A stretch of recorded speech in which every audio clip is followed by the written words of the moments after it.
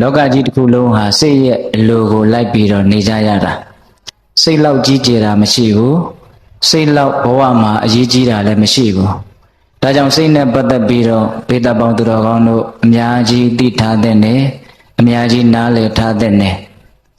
စိတ်ဟာဘလောက်အစွမ်းရှိတယ်လဲကောင်းတဲ့ဘက်မှာဘလောက်စွမ်းနိုင်တယ်လဲဆိုးတဲ့ဘက်မှာလည်းဘလောက်စွမ်းနိုင်တယ်လဲဆိုးတဲ့အစွမ်းတွေစိတ်ရဲ့သဘောကနေဆိုးတဲ့အစွမ်းတွေထွက်မလာအောင်စိတ်ကိုမဆိုးအောင်ဘယ်လိုထိန်းသိမ်းကြမလဲစိတ်ကနေကောင်းတဲ့အစွမ်းတွေထွက်လာအောင်စိတ်ကောင်းနေဖြစ်အောင်ဘယ်လိုလုပ်ကြမလဲအဲ့တော့ဦးဇင်းတို့ဒီကနေ့ပြောဖို့ရည်ရွယ်ထားတာကစိတ်ဟာလောကမှာအစွမ်းအထက်မြက်ဆုံးသောအရာဆိုတာကိုပြောချင်ပါတယ်ဘယ်ပုံဘယ်နည်းအစွမ်းထက်မြက်တယ်ဆိုတာကိုတသက်တာရကလေးတွေထိုက်တဲ့လို့ထည့်သွားမယ်ပြီးတော့အစွမ်းထက်မြက်လာတဲ့ဒီစိတ်ကိုဘယ်ပုံစံထိန်းချုပ်နိုင်မလဲအကျိုးရှိအောင်ဘယ်ပုံစံတို့ဆောင်ရွက်နိုင်မလဲဆိုတဲ့စိတ်ကိုတန့်ရှင်းအောင်ဖြူစင်အောင်အကျိုးရှိအောင်တနည်းအားဖြင့်တော့တရားကိုနှစ်ပိုင်းလို့အကြံဉာဏ်နားလည်ထားလို့ရပါတယ်စိတ်ရဲ့အစွမ်းထက်မြက်ပုံတွေဆိုတဲ့ဘက်မှာရောကောင်းတဲ့ဘက်မှာရောအဲ့ဒါကိုဦးဇင်းတို့ပြောဖို့စိတ်ကူးထားတယ်ပြီးရင်အဲ့ဒါလို့အစွမ်းထက်တဲ့ဒီစိတ်ကိုဘယ်ပုံစံအကျိုးမဲ့တွေကတားဆီးပြီးတော့အကျိုးရှိတဲ့ဘက်ကိုပါဝင်လာအောင်ဆောင်ရွက်ကြမလဲဆိုတဲ့အပိုင်းကိုဦးဇင်းတို့အဲ့ဒါလို့စိတ်ရဲ့အစွမ်းနဲ့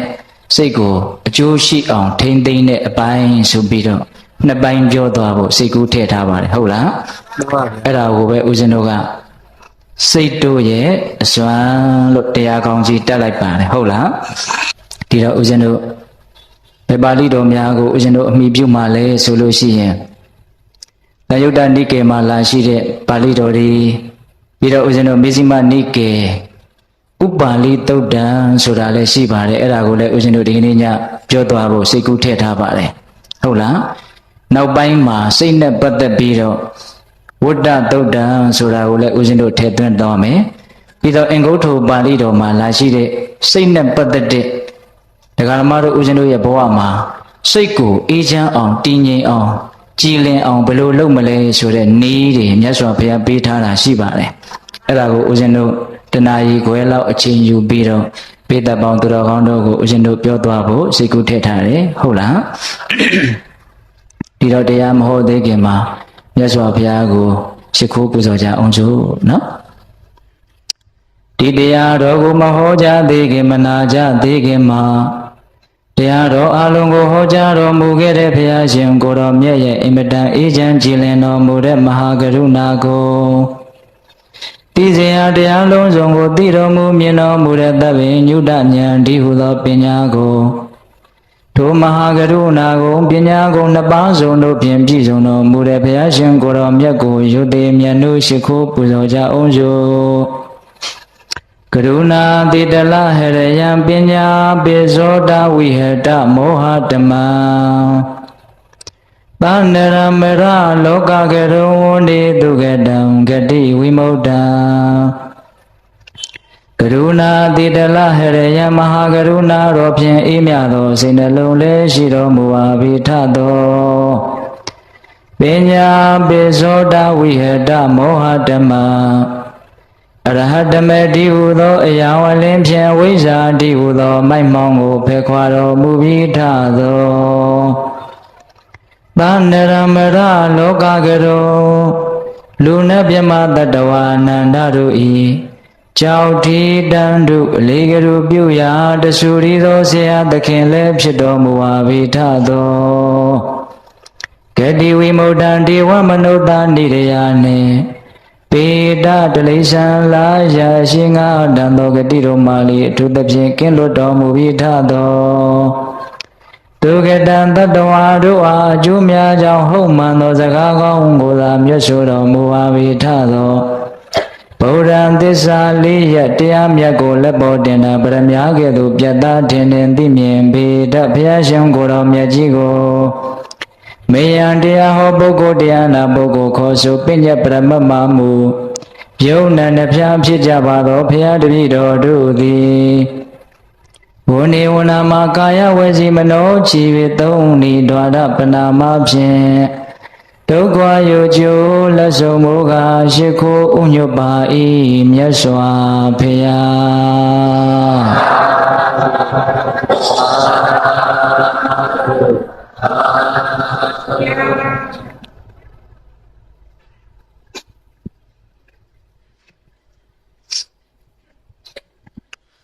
စိတ်တို့ရဲ့အစွမ်းတဲ့ဦးဇင်းတို့ဘယ်ကစပြီးတော့ပြောမှလဲဆိုလို့ရှိရင်တန်ရုပ်ပါဠိတော်ကြီးများမှာလာတဲ့ဂါထာလေးနဲ့စပြီးတော့ပြောကြည့်ရအောင်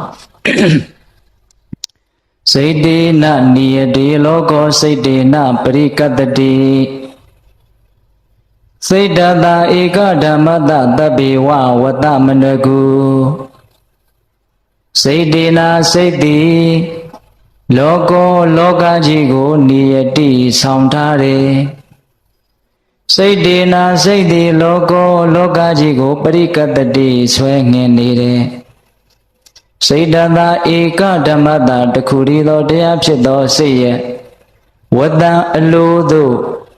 သဗ္ဗေဝအလုံးစုံသာလင်းဖြစ်ကုန်သောတရားတို့သည်အနွကိုအစဉ်လိုက်နေရတယ်ဒီကထာလေးမှာစိတ်ရဲ့သဘောတဘာဝအစွမ်းတတ္တိ၃မျိုးလောက်မြတ်စွာဘုရားပြောထားတယ်စိတ်တေနာစိတ်တိလောကောလောကကြီးကိုနိယတိဆောင်ထားတယ်စိတ်ကလောကကြီးကိုဆောင်ထားတယ်တဲ့လောကကြီးတစ်ခုလုံးဟာစိတ်ဆောင်နေလို့ဒီပုံစံလေးဖြစ်နေတာဟုတ်လားဟုတ်ပါဘူးဘာဆောင်ထားတယ်စိတ်ဆောင်လို့စိတ်ကဆောင်ထားတာဆောင်နေဆိုတာအတွင်းတန်တန်ကနေအဓိကကျတဲ့အခန်းကဏ္ဍကနေပြီးတော့အထေတရကြီးကိုလဲမသွားအောင်ပြိုမသွားအောင်မလုပ်ထားတယ်ဆောင်ထားတယ်ခုဒကာဓမ္မတို့ဦးဇင်းတို့ရဲ့ခန္ဓာကြီးပဲကြည့်လိုက်ပြီးပြီဆိုတော့စိတ်မရှိတော့ဘူးလေစိတ်မရှိတော့ပြိုလဲသွားတာပဲဒါကအင်မတန်အပေါ်ယံဆန်တဲ့အတွေ့တစ်ခုပါဦးဇင်းကဟုတ်လားအေးနောက်ထပ်အဓိပ္ပာယ်တစ်ခုစိတ်ကလောကကြီးကိုစောင့်ထားတယ်ဆိုတော့ပစ္စည်းတစ်ခုကိုဒကာဓမ္မတို့တန်တန်မှာကိုယ်နဲ့မကွာစောင့်သွားပြီဆိုရင်အဲ့ဒီပစ္စည်းလေးဟာကိုသွားတဲ့နောက်ပါရတယ်ကိုလက်ခုပ်ထဲကရေကိုဆောင်တဲ့နောက်ကိုသူလိုက်ခဲ့ရတယ်အဲ့ဒါလိုပဲဒကာဓမ္မတို့ဦးဇင်းတို့တွေဟာစိတ်ရဲ့ဆောင်ခြင်းကိုခံရတယ်နော်အဲ့ဒါဒကာဓမ္မတို့ဦးဇင်းတို့မှမဟုတ်ဘူးဟောဒီရှိသမျှလောကကြီးတစ်ခုလုံးကိုစိတ်ကဆောင်ထားတာဆောင်ထားတယ်ဆိုတဲ့အဓိပ္ပာယ်လေးကိုကြည်ကြည်ပြန့်ပြန့်တွေးသိခြင်းတယ်လောကကြီးတစ်ခုလုံးပြိုလဲမသွားအောင်စိတ်ကဆောင်ထားတာအဓိကကြတဲ့အခန်းကဏ္ဍကနေပြီးတော့စိတ်ကဆောင်ထားတာဒီအဓိပ္ပာယ်နဲ့ပို့ပြီးတော့ရှင်းတာကစိတ်တေနာစိတ်တိလောကောလောကကြီးကိုပရိကတ္တိဆွဲငင်နေတယ်လောကကြီးကိုစိတ်ကဆွဲငင်နေတယ်တဲ့ဆိုလိုတာကစိတ်ဆွဲတဲ့နောက်ကိုလောကကြီးကလိုက်ပါနေရတာယထာကောင်းတွေကြီးဆွဲတဲ့နောက်ကိုနောက်တွဲတွေဟာလိုက်ရတာမဟုတ်လားဒကာဓမ္မတို့ဦးဇင်းတို့တွေလည်းစိတ်ဆွဲတဲ့နောက်ကိုတရွတ်ပါအောင်လိုက်နေရတယ်လို့မျိုးနွားတကောင်ကိုနှစ်ဖားကျိုးချီနှစ်ဖားကျိုးတက်ပြီးတော့ရှေ့ကကျိုးနဲ့ဆွဲသွားတယ်ဆိုရင်ဆွဲတဲ့လူရဲ့နောက်ကိုအဲ့ဒီနွားကလိုက်သွားရတာအဲ့ဒါလိုပဲလောကကြီးတစ်ခုလုံးကိုစိတ်ကနေရှေ့ကနေခေါင်းဆောင်ပြီးတော့ဆွဲသွားတာအဲ့ဒါနောက်ကညှင်းဆန်ခွင့်မရှိဘူးစိတ်ဆွဲတဲ့နောက်ကိုတတ္တဝါတွေဟာလောကကြီးဟာလိုက်ရတာခုစိတ်ကတို့ဇောတနာယာမကြောင့်တဲ့သွားကြစို့လို့ဆွဲခေါ်လာတော့အခုဒီထဲရောက်လာတာမှန်ပါဗျာတကယ်လို့မြန်စိတ်ကလက်ဖက်ရည်ဆိုင်သွားကြစို့လို့ဆွဲခေါ်သွားရင်လက်ဖက်ရည်ဆိုင်ကိုရောက်သွားမှာအဲ့ဒါလိုပဲချက်ထွင်ပြီးတော့စဉ်းစားကြစိတ်ဆွဲတဲ့နောက်ကိုဒကာဓမ္မတို့ဦးဇင်းတို့တွေဟာလိုက်ပါနေကြရတာညှင်းဆန်ခွင့်မရှိဘူးနော်စိတ်တေနာနိယတိလောကောစိတ်တေနပရိကတ္တိစိတ်တသာဧကဓမ္မတတဗ္ဗေဝဝတ္တမနကုစိတ်တသာဧကဓမ္မတတခုရီသောတရားဖြစ်တဲ့ဒီစိတ်ရဲ့ဝတ္တအလိုသို့တဗ္ဗေဝအလုံးစုံသောအရာတို့သည်အနွကိုအစဉ်လိုက်နေရတယ်စိတ်ရဲ့အလိုလေးကိုပဲအားလုံးကလိုက်နေကြရတာအားလုံးကစိတ်ရဲ့အလိုကိုပဲအလိုလိုက်အကြိုက်ဆောင်ပြီးတော့ပေးနေရတာစိတ်ကဒါဆိုရင်ဒါပဲစိတ်ကဟိုဟာဆိုရင်ဟိုဟာပဲအားလုံး ဘာမှမကြံဘူးတပ်ဘေဝအလုံးစုံသာလင်ဖြစ်ကုန်သောအရာတရားတို့သည်ဧကဓမ္မတစိတ်တတတခုရီသောတရားရဲ့ဝတ္တံအလိုကိုအနွားကိုအစဉ်လိုက်နေရတယ်အမြဲလိုက်နေရတယ်စိတ်ကဒါဆိုရင်ဒါပဲစိတ်ကဟိုဟာဆိုရင်ဟိုဟာပဲအဲ့ဒါလောက်စိတ်ဟာလောကကြီးရဲ့အပေါ်မှာတတ္တဝါတွေရဲ့အပေါ်မှာအခရာကြတယ်အရေးကြီးတယ်အဓိကကြတဲ့အခန်းကဏ္ဍကနေပါဝင်နေတယ်သုံးချက်ပြောသွားတာနော်မြတ်စွာဘုရားကလောကကြီးကိုစိတ်ကဆောင်ထားတယ်လောကကြီးဟာစိတ်ဆွဲရာကိုလိုက်ရတယ်လောကကြီးတစ်ခုလုံးဟာစိတ်ရဲ့အလိုကိုပဲအမြဲတမ်းကြည့်ပြီးတော့သူ့သဘောအတိုင်းလုပ်ပေးနေရတယ်အဲ့ဒါစိတ်ရဲ့အစွမ်းတတ္တိကိုဦးဇင်းတို့ဒါနေတန်းခြိလိုက်တာပေါ့ဟုတ်လားဒါကြောင့်ဆင်းရဲတာပဲဖြစ်ဖြစ်ချမ်းသာတာပဲဖြစ်ဖြစ်စိတ်ကဖန်တီးထားတာစိတ်ကဖန်ဆင်းထားတာစိတ်ဆန်းကျဲတော့ကံဆန်းကျဲတယ်ကံဆိုတာအလုတ်ကိုပြောတာနော်စိတ်ဆန်းကျဲတော့ကံဆန်းကျဲတယ်လှုပ်တာတွေပြောတာတွေတွေးတာတွေဆန်းကျဲသွားတာပေါ့ကံဆန်းကျဲတော့အကျိုးပေးတွေဆန်းကျဲတယ်ဟုတ်လားအဲ့ဒီတော့စိတ်ဟာတရားဓမ္မတို့ဦးဇင်းတို့ရဲ့ဘဝမှာအခရာကြလွန်းလို့စိတ်ညစ်ရင်ဘဝညစ်တယ်စိတ်ဖြူရင်ဘဝဖြူတယ်ဟုတ်လားစိတ်ပူရင်ဘဝပူတယ်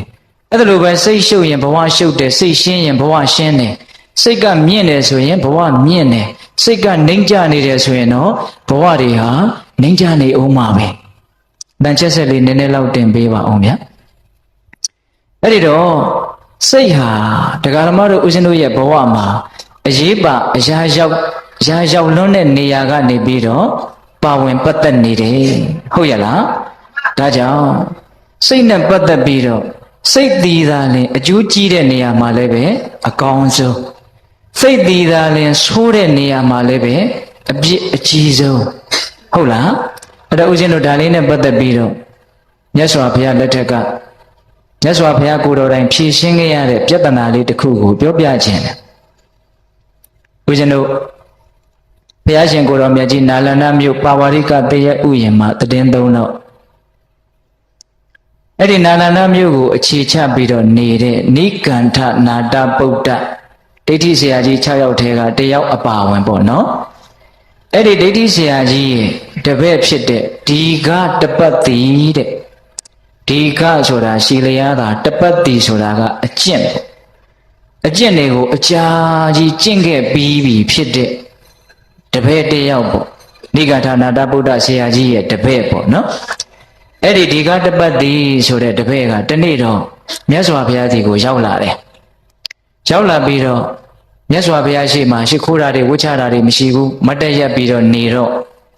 မြတ်စွာဘုရားကဒီကတပတ်တိနေရာတွေရှိတယ်ထိုင်လို့တဲ့ဆန္ဒရှိရင်ထိုင်ပါ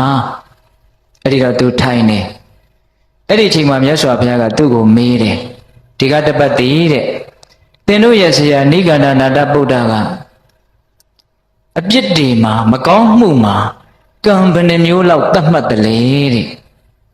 ရှင်ဂေါတမကျွန်ုပ်တို့ရဲ့ဆရာကကံလို့သတ်မှတ်တဲ့သဘောမရှိဘူးဒံလို့သတ်မှတ်တဲ့သဘောရှိတယ်တဲ့ဘယ်လိုသတ်မှတ်တယ်အေးဒံနဲ့အဲ့ဒီဒံကိုဘယ်နှမျိုးသတ်မှတ်တယ်လဲ၃မျိုးသတ်မှတ်ပါတယ်ကာယဒံရဲ့ဝစီဒံရဲ့မနောဒံရဲ့လို့ဒံကို၃မျိုးသတ်မှတ်တယ်တဲ့ကိုယ်နဲ့အပြစ်ကိုပြုရင်ကာယဒံပေါ့နှုတ်နဲ့အပြစ်တွေပြောရင်ဝစီဒံပေါ့စိတ်နဲ့မကောင်းတာတွေကြံရင်မနောဒံပေါ့အဲ့ဒီတော့မြတ်စွာဘုရားကအဲ့ဒီဒံ၃ပါးထဲမှာဘယ်ဒံဟာအပြစ်ကြီးဆုံးလို့သတ်မှတ်လဲတဲ့မှန်ပါတဲ့အဲ့ဒီဒံ၃ပါးထဲမှာကာယဒံကိုအပြစ်အကြီးဆုံးလို့ကျွန်ုပ်တို့ရဲ့ဆရာကြီးကသတ်မှတ်ပါတယ်တဲ့အဲ့ဒီစကားကိုမြတ်စွာဘုရားက၃ချိန်တိတိမေးတယ်ခိုင်မြဲသွားအောင်လို့နော်ကာယဒံကိုအပြစ်ကြီးဆုံးလို့သတ်မှတ်တယ်လို့သင်ပြောလိုက်သလားမှန်မှန်ပြောလိုက်တယ်အဲ့ဒါ၃ချိန်တိုင်တိုင်မေးတယ်မေးပြီးတော့မြတ်စွာဘုရားဒီတိုင်းနေအဲ့ဒါကိုဒီကတပတ်တိကမြတ်စွာဘုရားနီးတူပဲမြတ်စွာဘုရားကိုပြန်လှမ်းပြီးတော့မေးခွန်းထုတ်တယ်အရှင်နဲ့အရှင်ရဲ့အဆုံးအမမှာလည်းပဲမကောင်းမှုတွေနဲ့ပတ်သက်ပြီးတော့ ဘယ်လိုမျိုးမြန်သတ်မှတ်ပါတယ်လို့မေးတယ်မေးတော့ငါကတော့ဓာန်လို့မသတ်မှတ်ဘူးကံလို့သတ်မှတ်တယ်တဲ့ကံလို့သတ်မှတ်တယ်ဆိုရင်အရှင်ဘုရားတဲ့ကံကိုဘယ်နှမျိုးလောက်သတ်မှတ်လဲကာယနဲ့မကောင်းတာပြုမယ်ဆိုရင်ကာယကံနှုတ်နဲ့ပြောမယ်ဆိုရင်ဝစီကံစိတ်နဲ့ကြံမယ်ဆိုရင်တော့မနောကံလို့ကံ၃မျိုးငါသတ်မှတ်တယ်တဲ့အဲ့ဒီကံ၃မျိုးမှာလည်းပဲအဘယ်ကံဟာအပြစ်ကြီးဆုံးလို့အရှင်သတ်မှတ်ပါတယ်လေမနောကံကိုအပြစ်အကြီးဆုံးလို့သတ်မှတ်တယ်တဲ့အဲ့ဒါကိုလည်းသူကဖျားနေသူ၃ချိန်ပြန်မေးတယ်မနောကံကိုအပြစ်ကြီးဆုံးလို့အရှင်ဂေါတမပြောလိုက်သလားဟုတ်တယ်ငါပြောလိုက်တယ်၃ချိန်မေးတယ်အဲ့ဒါလိုပြောဆိုဆွေးနွေးပြီးတော့ဒီကတပတ်တွေကနေရာကထသွားရောသွားပြီးတော့သူ့ဆရာကြီးရှိတဲ့နေရာရောက်ဆရာကြီးတွေရောက်တော့ပိဋကတ်တွေကအများကြီးပဲဥပါလိလို့အမည်ရတဲ့တထေးကြီးတယောက်ကခေါင်းဆောင်ထားတဲ့ပိဋကတ်နာလန္ဒမြို့ရဲ့မြို့မြင့်တဲ့ဘုန်းကြီးပေါ့နော်အဲ့ဒီအချိန်မှာဒီကတပတ်တွေကရောက်သွားတော့မြတ်စွာဘုရားနဲ့သူနဲ့ဆွေးနွေးခဲ့ရတဲ့အကြောင်းကိုသူ့ဆရာကြီးကိုတင်ပြတယ်ယဟန်ဂေါတမနဲ့သူနဲ့ဒီလိုဆွေးနွေးခဲ့တယ်အဲ့ဒီတော့ဆရာကြီးကသူ့ကိုကောင်းကြီးပေးတယ်ကောင်းပြီစွာသင်ဟာပြောသင့်ပြောလိုက်တာကိုပြောခဲ့ပြီတယ်ယဟန်ဂေါတမမဟုတ်တာတွေလျှောက်ပြောတယ်ဘယ်နဲ့အကောင်အထည်ရှာမရတဲ့မနောကံကိုအပြစ်အကြီးဆုံးလို့သတ်မှတ်ရတယ်လို့တကယ်ဆိုကိုယ်ဒီလက်ရောက်လွန်ကျူးတဲ့ကျူးလွန်မှုတွေဟာအပြစ်အကြီးဆုံးဆိုတာလူတိုင်းသိနိုင်တယ်ဒီလောက်လွယ်တဲ့သိလွယ်တဲ့ကိစ္စကိုပဲမှားမှားယွင်းယွင်းမနောကံကိုအပြစ်အကြီးဆုံးလို့သတ်မှတ်မှသတ်မှတ်ပလိတယ်လို့မြတ်စွာဘုရားကိုရှုံချအဲ့ဒီမှာဥပါလိဆိုတဲ့တကြွယ်ကြီးကသူ့ရဲ့ဆရာနိဂန္ဓနာတဗုဒ္ဓဆရာကြီးကိုအရှင်ဘုရားတဲ့အကျွန်ုပ်ကိုယ်တိုင်သွားပြီးတော့အဲ့ဒီဂေါတမဗုဒ္ဓကိုဝါဒတွေဆွတ်ဆွဲပြီးတော့ဝါဒတွေနဲ့တင်ပြီးတော့နှိပ်ကွချင်တယ်တဲ့ကျွန်ုပ်ကိုယ်တိုင်သွားပြီးတော့စကားစစ်ပွဲကြီးဆင်နွှဲခြင်းတယ်ဟုတ်အားကောင်းမောင်းတန်ယောက်ျားတစ်ယောက်ဟာစိတ်ကလေးတစ်ကောင်သိုးကလေးတစ်ကောင်ကိုနရွက်ကနေဆွဲပြီးတော့ဖွေရမ်းလိုက်တဲ့လူမျိုးရှေ့တိုးနောက်ဆုတ်လှုပ်လိုက်တဲ့လူမျိုးအယူဝါဒရေးရာမှာတွတ်တွတ်ခါသွားအောင်သွားပြီးတော့ပြောပြလိုက်ခြင်းတယ်တေတောက်ကျူးအရက်သမားဟာသူ့ရဲ့အရက်ခွက်ကိုအပေါ်ကနေနှိပ်ပြီးတော့စပွဲနဲ့ပုတ်ပြီးတော့ဆွဲလိုက်တယ်လို့ဆွဲမပြီးတော့ကင်မြောက်ပြီးတော့ဖွေရမ်းလိုက်တယ်လို့ကြိုက်တယ်လို့လှုပ်တယ်လို့မျိုးယဟန်ဂေါတမကိုအယူဝါဒရေးရာအမှာခြားခြားလဲသွားအောင်သွားပြောပြလိုက်ခြင်းတယ်သူကကြုံသွားတာနော်အဲ့ဒီတော့နိဂန္ဓနာဗုဒ္ဓဆရာကြီးကကောင်းတယ်တဲ့သွားပြီးတော့ပြောပြလိုက်ဒီလောက်မှားယွင်းနေမှတော့သွားပြီးတော့ပြောပြလိုက်အဲ့ဒီလိုခွင့်ပြုတော့သဘောမတူတဲ့လူကဒီကတပတ်တီကသဘောမတူအရှင်နဲ့ယဟန်ဂေါတမသည်ကိုဥပါလိတကျေသွားမှာကိုကျွန်ုပ်သဘောမကျဘူးတဲ့ဘာပြုလို့လဲဆိုတော့ယဟန်ဂေါတမဟာသူများတပည့်ကိုကိုယ်တပည့်ဖြစ်အောင်သွေးဆောင်ဖြားယောင်းတဲ့စိတ်ညှို့အတတ်ပညာကိုတတ်တယ်တဲ့အရှင်ရဲ့အားကိုးရတဲ့တခါတယောက်သူများလက်ထဲပါသွားမှာဆိုးလို့သဘောမတူအဲ့ဒီတော့နိဂန္ဓနာဗုဒ္ဓဆရာကြီးကဂိုင်းဥပါလိသွားမှာကိုသွားပါစေဥပါလိဟာယဟန်ဂေါတမရဲ့တပည့်ဖြစ်เสียအကြောင်းမရှိဘူးဖြစ်ချင်းဖြစ်ရင်ယဟန်ဂေါတမဒီပင်နဲ့ဥပါလိတကြွယ်ရဲ့တပည့်ဖြစ်เสียအကြောင်းရှိယုံကြည်တယ်နော်သူတပည့်ကိုအဲ့ဒီလိုနဲ့ဥပါလိကလည်းနောက်ပါအချမ်းရံနေချမ်းရံပြီးတော့မြတ်စွာဘုရားသည်ကိုချီတက်သွားရောမြတ်စွာဘုရားသည်ရောက်တော့သူလည်းရှိမခိုးပါဘူးအဲ့ဒီလိုပဲဘုရားရှိမှတင့်တော်တဲ့နေရာမှာထိုင်ပြီးတော့အရှင်ဘုရားဒီကတပတ်တီနဲ့အရှင်တို့ဘာတွေပြောကြသလဲအဲ့ဒီမှာမြတ်စွာဘုရားကပြောခဲ့တဲ့အကြောင်းတွေကိုပြန်ပြောင်းတော့မိတ်ရှိတော့အရှင်ဘုရားတဲ့ဒီကတပတ်တီပြောတာကောင်းပါပြီစွာဘယ်နဲ့ကာယကံအပြစ်အကြီးဆုံးလူတိုင်းသိနေတဲ့ကိစ္စကိုမနောကံကိုအပြစ်ကြီးတယ်လို့ပြောရပြီလေအဲ့ဒီလိုမြတ်စွာဘုရားကိုအပြစ်တင်တော့မြတ်စွာဘုရားကကြွယ်တဲ့ဒီနေရာမှာသင်ဟာသစ္စာစကားမှာတီးမယ်ဆိုလို့ရှိရင်သင်နဲ့ငါနဲ့ဆက်ပြီးတော့ဆွေးနွေးကြတာပေါ့မှန်တယ်ဆိုရင်လက်ခံကြီးဟုတ်လားသစ္စာမှာတီးမယ်ဆိုရင်ဆွေးနွေးကြတာပေါ့မှန်လားပါဗျာတပည့်တော်ယုတ်တိယုတ်တာရှိတဲ့သဘာဝစိုက်တယ်မှန်တယ်ဆိုရင်တပည့်တော်လက်ခံမယ်အဲ့ဒီလိုနဲ့ပြောကြရောပြောတော့မြတ်စွာဘုရားကသူ့ကိုမေခွန်းအရင်စပြီးတော့ထုတ်တယ်တကြွတဲ့ သင်တို့နိဂန္ဓနာတဗုဒ္ဓဆရာကြီးကရေအေးကိုပယ်ရမယ်လို့ဟောတယ်ရေအေးထဲမှာအသက်ကလေးတွေပါတယ်ပိုးကောင်လေးတွေပါတယ်ပေါ့နော်သူတို့ကရေနွေးကိုသုံးတာအဲ့ဒါသင်တို့ရဲ့တပည့်တယောက်ကအကျင့်မြတ်ကိုသင်တို့ယူဆတဲ့အကျင့်မြတ်ကိုကျင့်ရင်းနဲ့ရေအေးကိုတန်းတန်းပြီးတော့ရေနွေးကိုမသုံးခြင်းပဲနဲ့သုံးပြီးတော့ရေအေးကိုတောင့်တရင်းနဲ့သေသွားတယ်ဆိုကြပါစို့အဲ့ဒါဘာဖြစ်တယ်လို့သင်တို့ရဲ့ဆရာကြီးကဟောလေတဲ့မှန်လားပါဗျာစိတ်ဆွဲလို့သေတဲ့အတွက်ကြောင့်ဖြစ်တဲ့နတ်တစ်မျိုးရှိတယ်အဲ့ဒီနတ်မျိုးမှာသွားပြီးတော့ဖြစ်တယ်လို့ကျတို့ဆရာကြီးကဟောပါတယ်ဘာဖြစ်လို့အဲ့ဒါလိုနတ်ဖြစ်တယ်လဲဆိုစိတ်ဆွဲလန်းပြီးတော့သေတဲ့အတွက်ကြောင့်နတ်ဖြစ်တာပါအဲ့ဒီလိုဆိုရင်စိတ်စေတနာကအဓိကကျနေတယ်လို့သူဝန်ခံလိုက်တာဖြစ်သွားဟုတ်လားအဲ့ဒီမှာတကြွယ်တဲ့သင်စကားကိုစဉ်းစားဆင်ခြင်ပြီးတော့ပြောသင်စကားရှင်းတော့မညီဘူးဖြစ်နေတယ်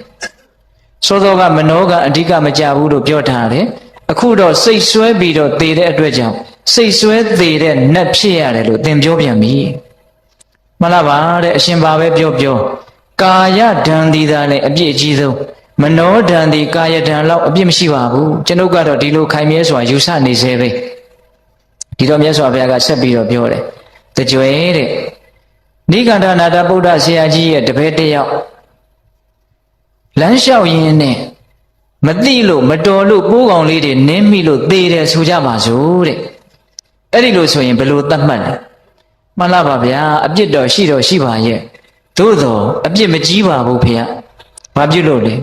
စေတနာမပါလို့အပြစ်မကြီးပါဘူးဖေ။စေတနာပါရင်တော့အပြစ်ကြီးပါလေဖေ။စေတနာကိုသင်တို့မှာဘာဒံလို့သတ်မှတ်လဲမနောဒံလို့သတ်မှတ်ပါတယ်ဖေ။တကြွယ်စကားကိုစဉ်းစားပြီးတော့ပြောရှင်းတော့မညီဘူးဖြစ်နေတယ်စေတနာပါရင်အပြစ်ကြီးတယ်စေတနာမပါရင်အပြစ်မကြီးဘူးဆိုတော့စိတ်စေတနာကအဓိကကြမနေဘူးလားကြနေတဲ့ဒါသူတို့ရဲ့အယူဝါဒနဲ့ပဲသူတို့ကိုပြန်ပြီးတော့ခြိတုပ်တာနော်ဦးဇင်းတို့မြတ်စွာဘုရားရဲ့အလိုလည်းအဲ့တိုင်းပါပဲဟိုစက္ခုပါဠမထေရကြီးဆိုတာပိဿတို့ကြားဖို့ပါလေမျက်စိကွယ်နေတဲ့ယဟန္တာကြီးလေလမ်းလျှောက်ရင်းနဲ့ပိုးကောင်လေးတွေနင်းပြီးတော့ယဟန်တွေကကဲ့ရဲ့လို့မြတ်စွာဘုရားကစိတ်စေတနာမပါရင်အပြစ်မရှိဘူးလို့ကြားဘူးတယ်နော်ပိဿကြီးအခုသူတို့ရဲ့အယူအဆနဲ့ပဲသူတို့ရဲ့စကားကိုပြန်ပြီးတော့ခြိတုပ်တာအဲ့ဒီတော့တကြွယ်ကအရှင်ဘုရားဘာပဲပြောတပည့်တော်ကတော့ကာယဓမ္မအပြည့်ကြီးဆုံးလို့ယူဆနေတုံးပဲဘုရား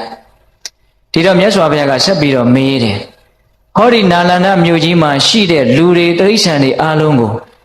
လူတယောက်ကဒလွတ်ကင်ပြီးတော့ဟောဒီလူတွေတိရစ္ဆာန်တွေကိုအကုန်လုံးအသားပုံကြီးဖြစ်အောင်လုပ်ပလိုက်မယ်။မှတ်ပြီးတော့အသားတခြားအယိုးတခြားဖြစ်အောင်လုပ်ပလိုက်မယ်ဆိုရင်အဲ့ဒါဖြစ်နိုင်မှာမလားတဲ့။မဖြစ်နိုင်ပါဘူးဖေ။အေးတကူးရှိတဲ့စိတ်တကူးရှိတဲ့တကူးရှင်တယောက်ကလုပ်မယ်ဆိုရင်ဖြစ်နိုင်လားတဲ့။အဲ့ဒါတော့ဖြစ်နိုင်ပါတယ်ဖေ။စိတ်တကူးဟာကာယဓာန်လားမနောဓာန်လား။အေးသူတို့အယူဆဆိုရင်မနောဓာန်ပေါ့ဦးဇင်းတို့မြတ်စွာဘုရားရဲ့သဘောဆိုရင်တော့မနောကံပေါ့နော်အဲ့ဒီတော့တကြွယ်တဲ့စင်စင်စားစားပြောသင်တကားတွေရှင်းတော့မညီဘူးတဲ့အရှင်ဘုရားဘာပြောတပည့်တော်ကတော့လက်မခံသေးဘူးဘုရားအဲ့ဒီမှာမြတ်စွာဘုရားကကရုဏာသိပ်ကြီးတာဆိုတော့စိတ်ရှိလက်ရှိဆက်ပြောတယ်တကြွယ်တဲ့သင်ကိုငါမေးမယ်တဲ့ဟောဒီဒန္တကီတိုင်းတို့ဝိဆတိုင်းတို့တောကြီးအတိပြီးသွားတယ်ဆိုတာတောကြီးတွေဖြစ်သွားတာမြို့ကြီးတွေကနေတောကြီးတွေဖြစ်သွားတာဘာပြုလို့သင်ကြားဘူးလေတဲ့မှန်လားပါဗျာယသိတွေစိတ်ဆိုးလို့ပြူစားတာလို့တပည့်တော်ကြားဖို့ပါတယ်ဗျာစိတ်အစွမ်းကြောင့်မြို့တွေကနေတောကြီးတွေဖြစ်သွားတာသင်စကားကိုရှင်းနောက်ဆင်ញင်ပြီးတော့ပြောဟောအဲ့ဒီတော့မှတကြွယ်ကမှန်လားပါဗျာတဲ့တပည့်တော်ပထမပေးတဲ့ဥပမာနဲ့ပဲအရှင်ဘုရားရဲ့စကားကိုသဘောကျပြီးသားဖေ။ဒါပေမဲ့စမ်းကြဲတဲ့စကားကိုနားထောင်ခြင်းတို့တပည့်တော်စန့်ကျင်ဘက်မထေမဲ့မြင်ပြုပြီးတော့ပြောမိတာသိခံခွင့်လို့ပါဗျာ။ဒီနေ့ကစပြီးတော့အရှင်ဘုရားရဲ့တပည့်တာဝကလို့မှတ်ပါ။ဟောမြတ်စွာဘုရားတပည့်တန်းပြီးတော့ခံယူတာ။အဲ့ဒီမှာမြတ်စွာဘုရားကဘာမိန့်ရှိလဲဆိုတော့တခါကြီးသင်လိုထင်ရှားကြော်ကြားတဲ့ပညာရှိလို့တထေးတကြွယ်လို့အမိခံထားတဲ့လူတစ်ယောက်ဟာအလုပ်တစ်ခုကိုစဉ်စဉ်စားစားလုပ်တဲ့တဲ့အယံကာယောကြီးမဆုံးဖြတ်နဲ့တဲ့ဟောအဲ့ဒီလိုပြောတော့အရှင်ဘုရားတဲ့ဒီစကားကြောင့်ပိုးပြီးတော့တပည့်တော်အရှင်ဘုရားကိုမျက်နှိုးရပါတယ်ဘုရားတဲ့ ဘာဖြစ်လို့လဲဆိုတော့အယူအဆတစ်ပါးရှိကြတဲ့အခြားဆရာကြီးတွေဆိုလို့ရှိရင်တပည့်တော်လူတကားမျိုးသာရမယ်ဆိုရင်ဟောဒီတစ်မျိုးလုံးကိုတကွန်နေအလံနေလွှင့်ထူပြီးတော့အောင်ပွဲခံကြမှာတဲ့အရှင်ဘုရားကတော့စင်စင်စားစားလုပ်လို့ပြောနေတယ်တဲ့အဲ့ဒီတော့မြတ်စွာဘုရားကဘာဆက်အမိန့်ရှိတုံးဆိုတော့တကားကြီးအချင်းအကြာကြီးတင့်အိမ်မှာဏိကန္ထတွေဟာရေတွင်းသဖွယ်တင်လှူဒန်းခဲ့တာဒါကြောင့်သူတို့လာမယ်ဆိုရင်ဆွမ်းကောင်းအဖျော်ယမကာတွေကိုပေးလှူမြဲပေးလှူပါလို့မြတ်စွာဘုရားကမိန့်အဲ့ဒီစကားကြောင့်ဘုရားတပည့်တော်ပူပြီးတော့ကြည်ညိုရပါတယ်တဲ့တပည့်တော်ကြားဘူးနေတာကယဟန်ဂေါတမကငါသာလျှင်လှူငါလှူမှအကျိုးရှိတာတခြားသောအလူတွေကိုမလှူကြနဲ့လို့ဒီလိုတားမြစ်တယ်လို့တပည့်တော်ကြားဘူးပါတယ်တဲ့အဲ့ဒီလိုပြောတော့မြတ်စွာဘုရားကအဲ့ဒီတကားကြီးကိုဒါနကထာသီလကထာအစဉ်အတိုင်းဟောတော့သောတပတ္တိမေညာဘုံညာကိုရတယ်အဲ့တော့ဦးဇင်းတို့ပြောလို့ရင်ကကာယကံဝစီကံတို့တဲ့မနောကံသည်မကောင်းတဲ့ဘက်မှာအပြစ်အကြီးဆုံးကောင်းတဲ့ဘက်မှာအကျိုးအကြီးဆုံးဟုတ်လားဒါကိုပြောလို့ရင်းမယ်သို့တော်ဒီသုတ်တန်ကြီးကမဆုံးသေးဘူးဆက်ပြီးတော့မှတ်သားစရာလေးတွေပါလို့ဦးဇင်းဆက်ပြောမယ်နော်အဲ့ဒီလိုနဲ့ဥပါလိတကြွယ်ကယဟန်ဂေါတမရဲ့တပည့်ဖြစ်သွားပြီတဲ့လို့နာမည်ကြီးကဒီလိုကြီးသွားတယ်တဆင်စကားအဲ့ဒီတော့ဒီကတပတ်တီကသူ့ဆရာကြီးတွေသွားပြောတယ်ဆရာကြီးထင်တဲ့အတိုင်းပဲယဟန်ဂေါတမတပည့်ဖြစ်သွားပါတဲ့မဖြစ်နိုင်ဘူးတဲ့ဆရာကြီးကမယုံဘူး၃ချိန်ညင်းတယ်အဲ့ဒီမှာဒီကတပတ်တီကသွားပြီးတော့စုံစမ်းတော့တကားဆောင်ကဘာပြောလဲဆိုတော့အရှင်တဲ့ဆွမ်းလူခြင်းရင်ဒီမှာရပ်အကျွန်ုပ်ရဲ့တထေးကပြောထားတယ်ယဟန်နေအတွက်တကားဖွင့်ထားတယ်နိဂန္ဓတွေအတွက်တကားပိတ်ထားတယ်လူခြင်းတယ်ဆိုရင်တော့ဆွမ်းပေးပါမယ်အထက်ထဲကိုတော့မဝင်ပါနဲ့စိတ်တူတယ်ဒီကတပတ်တီအဲ့ဒါနဲ့ခြာကနေဆိုလှည့်ပြန်လာဆရာကြီးကိုပြောတယ်အမှန်ပဲတဲ့ကျွန်ုပ်ကိုယ်တိုင်သိခဲ့တယ်မယုံဘူးဆရာကြီးကအဲ့ဒါနဲ့ဆရာကြီးကိုယ်တိုင်အချမ်းရံနေအများကြီးချမ်းရံပြီးတော့ဥပါလိတကြွယ်ရဲ့အိမ်ကိုရောက်လာတော့တကားဆောင်ကဒီလိုပဲတားတယ်စိတ်တူလိုက်တာလေအဲ့ဒါနဲ့ကိုင်းတင့်ရဲ့အထီးကိုသွားပြီးတော့ပြောကြည့်နိဂန္ဓနာတဗုဒ္ဓဆရာကြီးလာတယ်လို့အဲ့ဒါနဲ့သွားပြီးတော့ပြောတော့ဥပါလိတကြွယ်ကအေးအဲ့ဒါလို့ဆိုရင်ငါရဲ့အုတ်တိုင်းအထက်ထက်ရှိတဲ့အ내ကအလဲအုတ်တိုင်းရဲ့အတွင်းမှာနေရာတွေခင်းထားလိုက်ပြီးပြီဆိုတော့သူကအမြင့်မြတ်ဆုံးထိုင်ကုန်ပေါ်မှာတကြွယ်ကထိုင်နေထိုင်ပြီးတော့နိဂန္ဓနာတဗုဒ္ဓဆရာကြီးနဲ့တပည့်တွေရောက်လာတော့ကိုင်းထိုင်နေတဲ့နေရာမှာထိုင်ကြပါစိတ်တူလိုက်တာလေအခါတိုင်းဆိုလို့ရှိရင်တကြွယ်ကနိဂန္ဓနာတဗုဒ္ဓဆရာကြီးကိုတွဲပြီးတော့အမျက်တနူးဆရာကြီးထိုင်မဲ့အမျက်ဆုံးနေရာကိုသူ့ရဲ့အပေါ်ယုံဦးကလေးနဲ့ပုတ်တိုက်ပြီးတော့ဆရာကြီးဒီနေရာထိုင်ပါဒီလိုဒီနေ့တော့ဘလို့ဖြစ်နေလဲချိန်တဲ့နေရာမှာထိုင်တဲ့သူကအကောင်းဆုံးနေရာမှာထိုင်နေတာအဲ့ဒီတော့ဘာပြောလို့ဆိုတကြွယ်တဲ့သင်ယူနေလားတဲ့သင်ဟာသူများရဲ့မျက်လုံးကိုထုတ်မဲ့တိုက်ခိုက်မဲ့ဆိုပြီးတော့သွားပြီးတော့ကိုယ့်မျက်လုံးကိုအထုတ်ခံရခဲ့ရတဲ့တိုက်ခိုက်ရေးသမားတယောက်လိုဖြစ်နေတယ်တဲ့တကယ်စင်စစ်တော့သင်ကိုသိကြပါပြီယဟန်ဂေါတမကတကယ်လှည့်စားလိုက်တာပဲလှည့်စားတယ်လို့ထင်တာနော်အဲ့ဒီတော့ဥပါလိတကြွယ်ကဉာဏ်ရှိတဲ့ပုဂ္ဂိုလ်သောတာပန်ပုဂ္ဂိုလ်လည်းဖြစ်သွားတာဆိုတော့ဘာဆက်ပြောတော့ဆိုတော့ဟုတ်တယ်တဲ့လှည့်စားလိုက်တယ်ဒါပေမဲ့အဲ့ဒီလှည့်စားချက်ကြီးကသိကောင်းတာပဲတဲ့တကယ်လို့ကျွန်ုပ်ရဲ့ဆွေမျိုးတွေကျွန်ုပ်ချစ်တဲ့လူတွေကိုဒီလှည့်စားမှုမျိုးများလှည့်စားခံရမယ်ဆိုရင်သိကောင်းပါပဲတဲ့အကြာကြီးအကျိုးရှိမှာပဲတဲ့ဟောဒီလောကမှာရှိတဲ့နတ်တွေလူတွေတတ္တဝါတွေအလုံးဟာဒီလှည့်စားချက်ကိုမိသွားမယ်ဆိုရင်သိကောင်းပါပဲတဲ့ဟောဒီလိုတောင်ပြောတယ်ပြောပြီးတော့ဗာဆက်ပြောတော့ဆိုတော့အရှင်တဲ့အရှင်တို့ရဲ့အယူအဆတွေဟာဘာနဲ့တူတယ်လဲဆိုတော့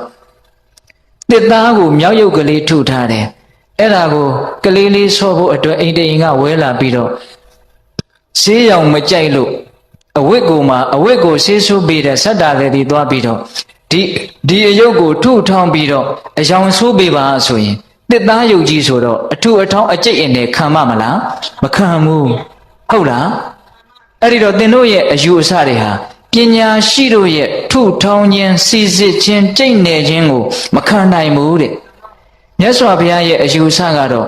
အဝတ်ကိုကြိုက်တယ်လို့လျှော်ဖုတ်ပြီးတော့ကြိုက်တဲ့အယောင်ဆိုးလို့ရတယ်လို့မျိုး ပညာရှိတို့ရဲ့စစ်ဆေးခြင်းကြိတ်နေခြင်းကိုခံနိုင်ပါတယ်တဲ့သင်သိပ်ပြီးတော့စကားတွေများတာပဲတဲ့ဟောဒီတလောကလုံးမှာသင်ကိုငါးတပည့်လို့သိထားတယ်အခုသင်ကိုဘယ်သူတပည့်လို့သိရမှာလဲစိတ်မရှိတော့ဘူးနော်အဲ့ဒီတော့တကြွယ်ကဘာမှမပြောဘူး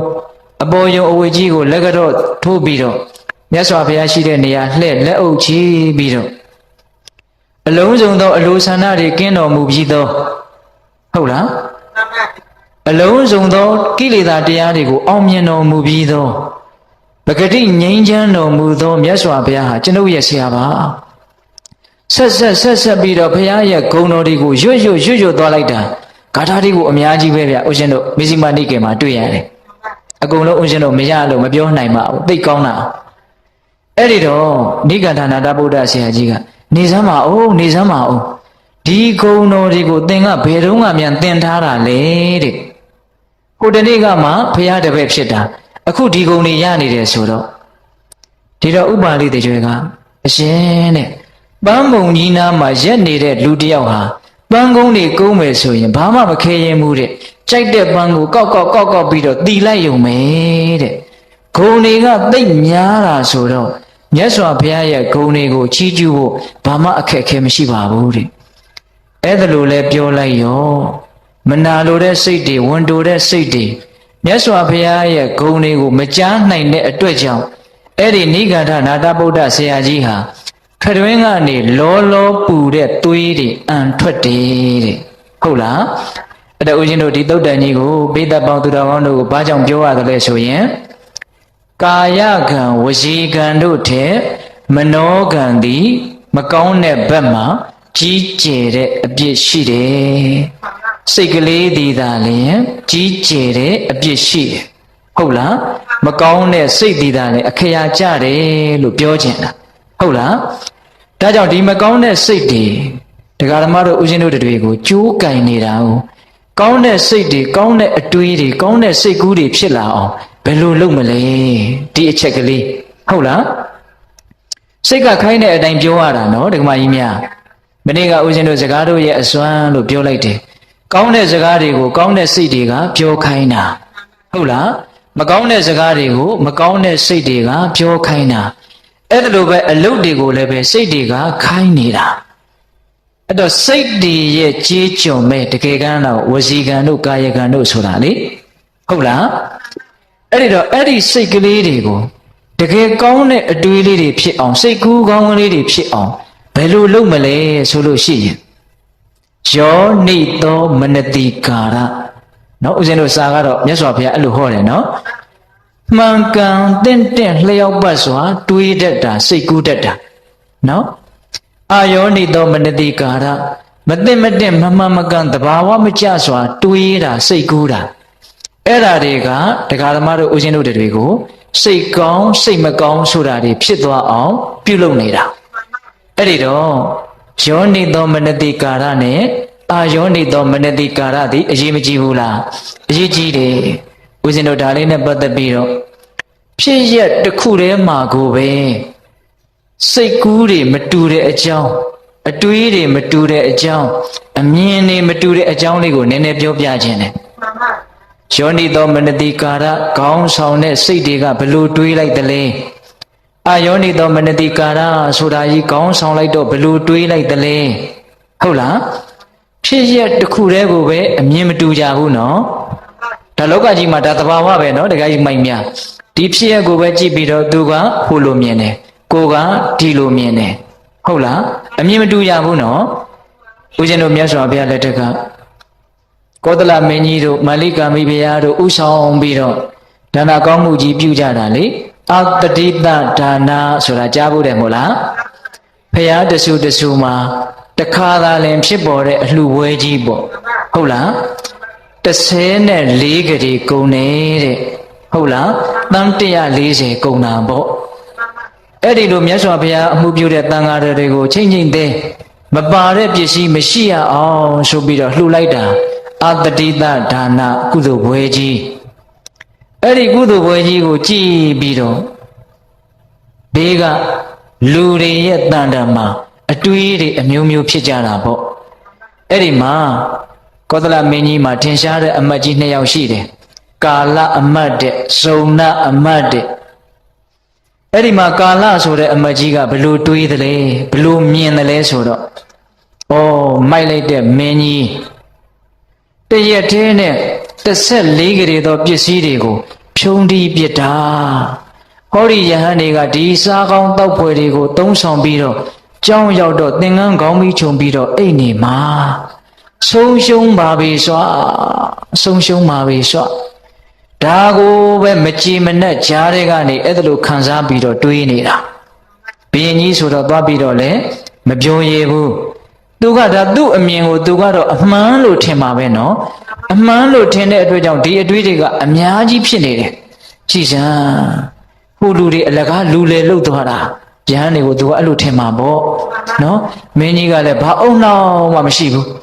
ဒီပြင်နေရာမှာအသုံးချမယ်ဆိုရင်ဘယ်လောက်အကျိုးရှိလိမ့်မလဲအခုအယံကာယောကြီးပစ္စည်းတွေကိုဖြုံးတီးပစ်တာအဲ့ဒါလိုစဉ်းစားပြီးတော့မကြည်မနှက်နဲ့မျက်မှောင်တွေကိုကျုံပြီးတော့ဒီတိုင်းတွေးနေတာအာယောနိသောမနတိကာရခေါင်းဆောင်ပြီးတော့စိတ်ကူးတွေကဆိုးနေလိုက်တာဟုတ်လားတခါကြီးမိုင်းများစဉ်းစားနေတာတွေးနေတာစိတ်ကူးနေတာအတူတူပဲနော်အေး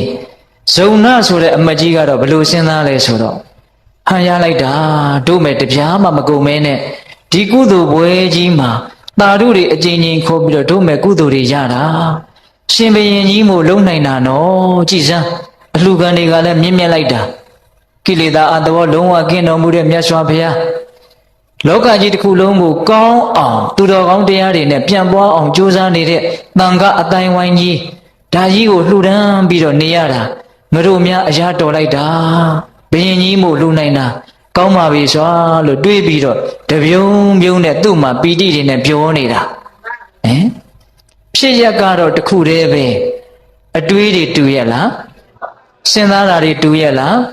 စိတ်တွေဖြစ်နေပုံတူရဲ့လားမတူဘူးအာယောနိသောမနတိကာရခေါင်းဆောင်တဲ့ပုဂ္ဂိုလ်ကြီးမှာတော့အတွေးတွေကြောင့်စိတ်တွေဆင်းရဲပြီးတော့ပူလောင်နေတယ်ယောနိသောမနတိကာရခေါင်းဆောင်ထားတဲ့ပုဂ္ဂိုလ်မှာတော့အတွေးတွေကြောင့်စိတ်တွေကိုကြည်လင်တန့်ရှင်းပြီးတော့အေးချမ်းနေတယ်လောလောဆယ်ကိုပဲစိတ်ခံစားချက်ထဲမှာဘာဖြစ်နေလဲမတူပါဘူးမတူပါဘူးဟိုကအပြစ်တွေပဲရှားနေတာဟုတ်လားဟိုဟာကဘာလဲကောင်းတာတွေပဲရွေးပြီးတော့ကြည်နေတာဟုတ်လားဒါကြောင့်ဦးဇင်းတို့ဓမ္မပဒပါဠိတော်မှာဟောထားတာလေးတစ်ခုရှိတယ်ဗျယဟန်တစ်ပါးကိုအကြောင်းပြုပြီးတော့ဟောထားတာဂျားတဲ့ဖြတ်ပြီးတော့ပြောလိုက်ခြင်းသေးတယ်ခေါင်းထဲပေါ်လာလို့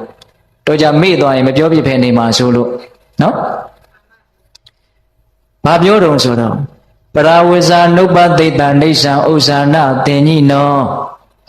အဲ့ဒီယဟန်တစ်ပါးကဘယ်တော့ဖြစ်ဖြစ်သူများအပြစ်ကိုကြည့်လိုက်ကြည့်တာသူကြည့်တဲ့မျက်လုံးတွေဟာကဲ့ရဲ့မယ်ဆိုတဲ့စိတ်နဲ့ကြည့်တာတဲ့အဲ့ဒီယဟန်တစ်ပါးရှိတယ်အဲ့ဒီယဟန်ကိုအကြောင်းပြုပြီးတော့မြတ်စွာဘုရားကဟောတာနော်ပရာဝိဇာနုပ္ပသိတ္တနေဆံဥဇာနာတင်ကြီးနော်အာတဝါတတဝဒန္တိအာရသောအတဝေခယပရာဝိဇနုပ္ပသိတ္တအမြဲတမ်းသူများရဲ့အပြစ်ကိုကြည်လေရှိသောနေဆံအမြဲတမ်းဥဇာနာတင်ကြီးနော်ကဲ့ရဲ့မဲဆိုတဲ့အမှတ်တင်ညာသာလည်းရှိ၍နေသောဟောစိတ်ထဲမှာအပြစ်ကိုပဲရှားနေတယ်ကဲ့ရဲ့မဲဆိုတဲ့တတိပဲရတယ်သူ့မှာတတိမဟုတ်ပါဘူးလေတင်ညာနော်နေဆံဥဇာနာတင်ကြီးနော်တဲ့နေဆဆိုတာအမြဲတမ်းဥဇာနာဆိုတာကဲ့ရဲ့တာတင်ကြီးနော်ဆိုတာကအမှတ်ရနေတာသူဘာအမှတ်ရနေတော့ကဲ့ရဲ့ဖို့ပဲအမှတ်ရနေတယ်တဲ့ဟင်ဒီကမာကြီးများဟုတ်လားအဲ့ဒါလိုပဲအပြစ်ရှာပြီးတော့ကဲ့ရဲ့ဖို့လောက်ပဲတွေးနေတာအဲ့ဒီယဟန်ကအဲ့ဒီတော့ဘာဖြစ်တုံဆိုတော့အာရာသောအာတဝက်ခရာအာတဝတရားကုန်ခန်းခြင်းကဝေးတယ်တတ္တအာတဝဝဋ္ဌံတိတဲ့လောဘဒေါသဆိုတဲ့ကိလေသာတရားတွေမကောင်းတဲ့စိတ်တွေသာနဲ့တိုးပွားလာတယ်တဲ့ဟုတ်လားအဲ့ဒီတော့ကဲ့ရဲ့မဲ့စိတ်နဲ့အပြစ်ရှာမဲ့စိတ်နဲ့လောကကြီးကိုကြည့်မယ်ဆိုရင်တော့မကောင်းတဲ့စိတ်တွေဒီသာနဲ့တိုးပွားလာမယ်ဟိုဟာကတော့ဒီတိုင်းရှိနေမှာပဲနော်ဟင်တခါကြီးဒီမိုင်းမြဟုတ်လားလောကကြီးကတော့ပုံမှန်လက်ပတ်နေတာပဲလေကိုကအဲ့ဒါကြီးကိုကြည်ပြီးတော့မကြည်မနှက်ဖြစ်နေတယ်ဆိုရင်စိတ်ထဲမှာမဖြစ်နေတော့မကောင်းတဲ့စိတ်တွေသာနဲ့တိုးပွားနေတာဟုတ်လားအာတဝကုန်ခန်းဖို့ဝေးတယ်တဲ့ဟုတ်လားဒါကြောင့်လောကကြီးဆိုတာ နဲ့ဆိုင်နေကျေပြန့်နေနော်တချို့ကိစ္စတွေကကိုဘာမှမတတ်နိုင်ဘူးဟုတ်လားတကယ်စင်စစ်တော့တချို့ကိစ္စတွေကတွေးဖို့တောင်မသင်ဘူးခေါင်းထဲကိုမထည့်နဲ့နော်တူဘာဖြစ်နေနေနော်ကိုမှကိုအတွက်ခေါင်းထဲထည့်ရမယ့်အရာတွေအများကြီးရှိတယ်လေဟုတ်လားကိုအကြောင်းကိုစဉ်းစားပြီးတော့ခေါင်းထဲထည့်ရမယ့်အရာတွေအများကြီးရှိတယ်မဟုတ်လားအေးဒါကြောင့်အခုဒီအမတ်ကြီးလေအဲ့ဒီအတိုင်းပဲနော်ကဲ့ရဲ့မယ်ဆိုတဲ့စိတ်နဲ့ကြည်စမ်းအလကားဖြုံးပြီးပြစ်တာဟုတ်လားအဲ့ဒီလိုအာယောနေသောမနတိကာရတွေနဲ့တွေးတဲ့အတွက်ကြောင့်သူ့ရဲ့စိတ်တွေဘာဖြစ်နေလဲပူလောင်နေတယ်ရှုပ်ထွေးနေတယ်နောက်ကြည့်နေတယ်ဒါသေးကြတယ်ခံစားကြည့်လို့ရတယ်အဲ့ဒါနဲ့မြတ်စွာဘုရားကအဲ့ဒီအတ္တိတဒါနဘွဲကြီးမှာအနုမောဒနာတရားဟောမယ်တန်ဃာတွေကလည်းတန်းစီပြီးတော့ရှေ့ကထိုင်နေတာရှေ့ကပိဋကကြီးကလည်းတကယ့်မှအကြီးကြီးပဲအဲ့ဒီမှာတိုက်ဆိုင်အင်္ဂုလိမာလမထေကိုထီးပြူမိုးပေတဲ့ဆင်ကြီးကသိတ်ကြမ်းထမ်းတယ်လို့ဆိုတယ်ဆင်တွေကထီးပြူမိုးပေတာနော်အလှကြီးကအကြီးကြီးပေါ့အဲ့ဒါလောက်ကြီးကျယ်ခမ်းနားတဲ့အလှပွဲကြီးမှာမြတ်စွာဘုရားကတရားကိုတိုးတိုးလေးဟောတယ်တကားထားတဲ့ဟောတာတဲ့ဘာပြုလို့လဲဆိုတော့ဒါနရဲ့အကျိုးတွေကိုတိုင်းတိုင်းဝိုင်းဝိုင်းကျဲကျဲဝန်းဝန်းကြီးများဟောမယ်ဆိုရင်ဟိုမှာအတွေးတွေချော်နေတဲ့ကာလအမတ်ရဲ့ခေါင်းဟာခုနှစ်စိတ်တောင်ကွဲသွားနိုင်တယ်တဲ့သူအတွေးတွေနဲ့သူပြစ်မှားမှုတွေဖြစ်ပြီးတော့မကြည်မလင်ဖြစ်ပြီးတော့စိတ်တွေကကြောက်စရာကောင်းတယ်နော်အဲ့ဒါမြတ်စွာဘုရားကတနာလွန်းလို့တရားကို၄ပါးတကားထားမျှပဲဟောတယ်ဟောပြီးတော့ကျောင်းတော်ကိုပြန်ကြွသွားရောဘုရင်ကြီးကစိတ်မချမ်းသာဘူးကြည်စမ်းငါအကြီးကြီးလှုပ်ထားတာနည်းနည်းလေးဟောသွားတယ်ငါလှူတာတွေတည်းမယ်မြန်ဘာမြန်မသိတော်တာတွေမြန်ပါသွားလဲမသိဘူးအဲ့ဒါနဲ့မကြည်နပ်ဘူးမြတ်စွာဘုရားနောက်ကိုလိုက်တယ်လိုက်ပြီးတော့ကျောင်းတော်ရောက်တော့မြတ်စွာဘုရားကိုစိတ်မကောင်းခြင်းကြီးစွာနဲ့လျှောက်တယ်အရှင်ဘုရားတပည့်တော်ဒါနာကောင်းမှုကြီးအကြီးကြီးလုပ်ထားတာတရားလေးကတခဲမှတူတူလေးဘာဖြစ်လို့လဲဘုရားအဲ့ဒီတော့မြတ်စွာဘုရားကတကားကြီးတဲ့တရားကိုအရှိကြီးဟောရင်အဲ့ဒီဇုံနာအမတ်ကောင်းခုနှစ်စိတ်ခွဲလိမ့်မယ်တဲ့သူဒီလိုတွေတွေးနေတာသူအပြစ်တွေမဖြစ်ပါစေနဲ့တော့သူ့ရဲ့စိတ်ထဲမှာမကောင်းတာတွေဖြစ်ပြီးတော့အကျိုးတွေမမဲ့ပါစေနဲ့တော့လို့ငါတနာငဲ့ညာပြီးတော့တရားကိုတူတူလေးဟောလိုက်တာအဲ့ဒီတော့မင်းကြီးကနန်းတော်ပြန်သွားတယ်ပြန်သွားပြီးတော့ဇုံနာအမတ်စိတ်ကူးတာကိုလည်းမြတ်စွာဘုရားကအမိန့်ရှိလိုက်သေးတာကိုအဲ့တော့အဲ့ဒီအမတ်နှစ်ယောက်ကိုခေါ်ပြီးတော့ကာလအမတ်ကိုအရင်ပြောတယ်နေစမ်းပါအောင်တဲ့ငါသင်ပစ္စည်းတွေကိုယူပြီးတော့မြန်လှူနေလို့လားသင်တို့အမျိုးတွေရဲ့အကျိုးမဲ့ကိုငါဘာများလုံးမိလို့လဲဟိုမှာဒီလိုတောင်မေးတယ်နော်ငါအလှပွဲကြီးကသင်ကိုဘာတွေများနှိပ်စက်နေလို့လဲပြောစမ်းပါဦးကဲငါပြီးပြီးသားတွေရှိပါစေတော့ဒါပေမဲ့လို့ဒီအချိန်ကစပြီးတော့ငါတိုင်းပြည်မှာသင်မနေပါနဲ့တော့သင်ကြောင့်ငါတရားအရှိကြီးမနာရတိုင်းပြည်ကနှင်ထုတ်ပြစ်တာဗျနော်လက်ငင်းအကျိုးလို့လည်းပြောလို့ရတာပေါ့ဟုတ်လားဇုံနာအမတ်ကိုကြတော့ကဲသင်ရဲ့စိတ်ဓာတ်တွေကသိမွန်မြတ်တဲ့အတွက်ကြောင့်ငါရဲ့စီးစိမ်ပစ္စည်းနဲ့ပဲအလှအတန်းကြီးကို9ရက်ပြုပါလေသူ့ကိုကြတော့စုတွေလက်တွေချပြီးတော့ဒီလိုချီးမြှင့်တယ်အဲ့တော့ပိဋကတ်တို့ကိုဦးဇင်းတို့ပြောချင်တာကဖြစ်ရတစ်ခုတည်းမှာကိုပဲဒီစိတ်ကလေးကိုနှလုံးသွင်းခြင်းတနည်းအားဖြင့်စိတ်ကူးလို့ပြောကြပါစို့နော်ယောနေသောမနတိကာရဆိုရင်တော့ကောင်းကောင်းလေးစိတ်ကူးတာပေါ့အာယောနေသောမနတိကာရဆိုရင်တော့ဆိုးဆိုးဝါးဝါမတက်မရဲ့စိတ်ကူးတာပေါ့ဟုတ်လားအဲ့ဒီစိတ်ကူးတွေဟာအတွေးတွေကိုဖြစ်စေတယ်ဟုတ်လားနော်ယောနေသောမနတိကာရကကောင်းတဲ့အတွေးတွေကိုဖြစ်စေတယ်အာယောနေသောမနတိကာရကမကောင်းတဲ့အတွေးတွေကိုဖြစ်စေတယ်အဲ့ဒီအတွေးတွေဟာအင်မတန်ကြီးကျယ်တယ်ဗျဒီကမာကြီးများအဲ့ဒီစိတ်ကူးတွေဟာအင်မတန်ကြီးကျယ်တယ်မိစ္ဆာဒိဋ္ဌိဆိုတာလေမှားမှားယွင်ယွင်တွေးပြီးတော့မှားမှားယွင်ယွင်ဆုံးဖြတ်ချက်ချလိုက်တာပဲမဟုတ်လားမဲ့ဉဏ်ဆိုတာလည်းပဲမှန်မှန်ကန်ကန်တွေးမှန်မှန်ကန်ကန်စိတ်ကူးမှန်မှန်ကန်ကန်သိအောင်ကြိုးစားပြီးတော့နောက်ဆုံးနိဗ္ဗာန်ကိုအမှန်အကန်သိသွားတဲ့မနောကံတစ်မျိုးပဲမဟုတ်လားကောင်းတဲ့ဘက်မှာလည်းပဲအကျိုးအကြီးဆုံးအရာသူ့လောက်အကျိုးကြီးတာမရှိဘူးဒါလေးနဲ့ပတ်သက်ပြီးတော့ဦးဇင်းတို့ဆရာကြီးနန္ဒသိန်းစံပြောတာလေးကိုအမှတ်ရတယ်တဆင့်ဖောက်တယ်ချခြင်းတယ်လောကမှာတဲ့အင်မတန်ကြီးကျယ်တဲ့အရာကြီး၃ခုရှိတယ်တဲ့ဘာလဲဆိုတော့နံပါတ်1တောင်ကြီးတွေဟာသိပ်ကြီးတာပဲတဲ့ ဘယ်နိုင်ငံကဘယ်တောင်ကြီးသူကတော့အတိအကျပြောတယ်ဦးစင်းကတော့မပြောတတ်တော့ဘူးအဲ့ဒီတောင်ကြီးကိုပတ်မိအောင်ဆိုလို့ရှိရင်မိုင်း80လောက်ပတ်ရတယ်တဲ့သိကြီးကျယ်တာပဲမျက်စိတစ်စုံကြီးအမြင့်ကြီးဒုတိယအကြီးကျယ်တာကသမုဒ္ဒရာကြီးတွေဟာသိကြီးကျယ်တာပဲတဲ့လှမ်းကြည့်လိုက်ဟိုဘက်ကန်းကိုမမြင်ရဘူးအနက်ဆိုရင်တချို့မိုင်မောင်းများစွာနဲ့တယ်နော်နောက်တတိယကြီးတာကတတ္တဝါတွေရဲ့အတွင်းတန်တာမှာဖြစ်နေတဲ့စိတ်ကူးစိတ်သန်းတွေဟာသိကြီးကျယ်တာပဲတဲ့ဟုတ်လားအဲ့ဒါသူကဘာကိုသက်သေပြတော့ဆိုတော့ဦးဇင်းတို့ကွန်မြူနစ်ဝါဒဆိုင်ရာကျမ်းဂန်တွေအများကြီးရေးခဲ့တဲ့ကာမတ်ကိုသူကဥပမာထုတ်ပြတယ်နော်သူက20ကျော်အသက်20ကျော်30လောက်တည်းကစဒီလူတွေဒီလောကကြီးကိုဒီကဘာကြီးကိုပြုပြင်ဖို့ပြောင်းလဲဖို့သူကကြိုးစားနေတာနော်အရင်ရှင်တွေဟာကြောက်เสียကောင်းတယ်လူတွေသိချင်းရဲတယ်လူတွေကိုညီအောင်ညှိကျင်တာသူကသူ့ညံကလေးနဲ့သူညှိကျင်တာနော်ဒါကြောင့်ဦးဇင်းတို့အရင်ကျမ်းဆိုတာတွေဘာတွေသူရေးတယ်တဲ့ဦးဇင်းတို့တော့မဖတ်ဘူးပါဘူးဟုတ်လားအေးအဲ့ဒီသူရေးတဲ့စာအုပ်တွေကိုအကြောင်းပြုပြီးတော့နောင်သူမရှိတော့တဲ့နှစ်အနှဲငယ်မှာပဲကမ္ဘာလောကကြီးတစ်ခုလုံးဟာဘာဖြစ်သွားတော့စစ်ပွဲတွေနဲ့တော်လှန်ရေးတွေနဲ့အကြီးအကျယ်သေကြတယ်ပျက်စီးကြတယ်သူ့ရဲ့စိတ်ကူးကလေးကနေစလိုက်တာနော်သူအခန်းလေးထဲမှာဗြိတိရှဦးဇင်းတို့စာကြည့်တိုက်ထဲမှာသူ့ရဲ့စာကိုတကုတ်ကုတ်ရေးနေတာစိတ်ကူးကလေးနဲ့ရေးနေတာအဲ့ဒီစိတ်ကူးကလေးကတစ်ချိန်မှာကဘာကြီးမှာဟုံတိုင်းနဲ့ပောက်ကွဲသွားမယ်ပောက်ကွဲခြင်းမျိုးတွေဖြစ်လာလိမ့်မယ်လို့ဘယ်သူမှမသိ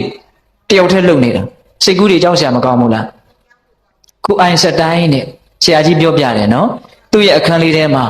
ခေတံလေးနဲ့စာရွက်အတူစာလေးနဲ့သိပ္ပံဆိုင်ရာဂျာနယ်လေးနဲ့ဒီလောက်ရှိတာဘာမှကြီးကျယ်တာမဟုတ်ဘူးဒါပေမဲ့သူ့စိတ်ကူးထဲမှာတော့ဘာတွေစိတ်ကူးနေလဲအနုမြူဘုံဘယ်လိုလုပ်ရတယ်နော်အဲ့ဒါကြောင့်ဒုတိယကမ္ဘာစစ်ကြီးလည်းပြီးသွားတယ်အဲ့ဒီနီလန်းတွေအခုခေတ်ဆိုရင်ပိုးတောင်ကြောက်เสียကောင်းသေးတယ်နော်ဒီကဘာကြီးကိုအချိန်ပေါင်းများစွာပောက်ကွဲပျက်စီးသွားအောင်လုပ်နိုင်တဲ့လက်နက်တွေမရှိဘူးလားဘယ်သူကကြိုးကင်ပြီးတော့ဖန်တီးလိုက်တာလဲစိတ်ကူးစိတ်သန်းကနေလှုပ်လိုက်တာအဲ့ဒါဆရာကြီးကဆက်ပြောသေးတယ်ဗျာဂေါတမဗုဒ္ဓတဲ့တော်ထဲမှာ6နှစ်လောက်တယောက်တည်းတပါးတည်းကုတ်ကုတ်ကလေးဘာလုပ်နေတော့စိတ်အလုပ်တွေလုပ်နေတာနော်လောကကြီးကလည်းသဘောမပေါက်ဘူးနော်မြတ်စွာဘုရားငြိမ်းချမ်းရေးလမ်းစဉ်နိဗ္ဗာန်ဆိုတဲ့သေဆုံးခြင်းလွတ်တဲ့လမ်းကိုရအောင်ရှားနေတာဟုတ်လားစိတ်ကလေးနဲ့ရှားနေတာသူ့အဖေသုတ္တရဏကတော့သဘောမပေါက်ဘူးတဲ့သဘောမတူဘူးတဲ့ဟုတ်လားဒါပေမဲ့တောထဲမှာမြတ်စွာဘုရားတပါးတည်းဘာလုပ်နေတာလဲစိတ်ကူးစိတ်သန်းနေနဲ့အမှန်တရားကိုရှားဖွေးနေတာဒါလူငယ်တွေနားလည်အောင်ပြောလိုက်တာနော်အေးအဲ့ဒီလိုမြတ်စွာဘုရားရဲ့စိတ်အလုပ်တွေကြောင့်အခုဒီကနေ့ခေတ်ထိငြိမ်းငြိမ်းချမ်းချမ်းနေတရားကြောင့်နီလန်းနေမသိရဘူးလားသိရတယ်နဲ့တကွာသောလောကကြီးမှာအကျိုးမကြီးကြဘူးလားစိတ်ကူးတွေဟုတ်လားတဲ့ဒီမိုင်များဒါကြောင့်စိတ်ကူးတွေဟာကြောက်เสียကောင်းတဲ့နေရာမှာလည်းပဲထိတ်တန်းမှာရှိအားကိုးเสียကောင်းတဲ့နေရာမှာလည်းထိတ်တန်းမှာရှိတယ်အရေးမကြီးဘူးလားအရေးကြီးတယ်ဒါကြောင့်ယောနိသောမနတိကာရသည်စိတ်ကူးကောင်းတွေကိုဖြစ်စေတယ်အာယောနိသောမနတိကာရသည်စိတ်ကူးဆိုးတွေကိုဖြစ်စေတယ်အဲ့ဒီစိတ်ကူးကောင်းတွေကဘာတွေကိုဆက်ဖြစ်စေမှာလဲစိတ်ကူးဆိုးတွေကဘာတွေကိုဆက်ဖြစ်စေမှာလဲဆက်ပြီးတော့နားထောင်ကြည့်ရနော်စိတ်ကူးတွေကောင်းပြီဆိုတော့အပြောတွေကောင်းလာတယ်မနေ့ကပြောတဲ့အပြောတွေကောင်းလာတယ်စိတ်ကူးတွေကောင်းလာပြီဆိုတော့အလုပ်တွေကောင်းလာတယ်ဟုတ်လားအပြောတွေကောင်းပြီအလုပ်တွေကောင်းပြီဆိုတော့ကောင်းခြင်းရဲ့အကျိုးတရားသည်ချမ်းသာဒုက္ခကလွဲလို့တခြားဘာမှမရှိနိုင်ဟုတ်လားစိတ်ကူးတွေဆိုးပြီဆိုတော့အပြောတွေဆိုးလာတယ်စိတ်ကူးတွေဆိုးလာပြီဆိုတော့အလုပ်တွေဆိုးလာတယ်အပြောတွေအလုပ်တွေကံတွေဆိုးလာပြီဆိုတော့ကောင်းကောင်းကြီးအဲ့ဒါဒုက္ခရောက်တော့မယ်ဟုတ်လားဒါကြောင့်စိတ်ကူးကောင်းသည်အပြောကောင်းအလုပ်ကောင်းကိုဖြစ်စေတယ်စိတ်ကူးဆိုးသည်အပြောဆိုးအလုပ်ဆိုးကိုဖြစ်စေတယ်ဒါလေးနဲ့ပတ်သက်ပြီးတော့အပြောဆိုးအလုပ်ဆိုးလို့ရလက်ဆိုးသွားကြတဲ့အကြောင်းအပြောကောင်းအလုပ်ကောင်းလို့ရလက်ကောင်းသွားတဲ့အကြောင်းတနည်းအားဖြင့်စိတ်ကူးကလေးတွေကဘဝမှာတတ္တဝါတွေကိုဘယ်လိုခြေလဲနေသလဲဆိုတာလေးကိုဦးဇင်းတို့ဆက်ပြောကြည့်ရအောင်နော်ဘာကိုပြောကြင်လဲဆိုတော့ဦးဇင်းတို့ဟောဒီပေသက်ကြီးတချို့တော့လည်းသိပြီးသားဖြစ်ပါလိမ့်မယ်ဗျာ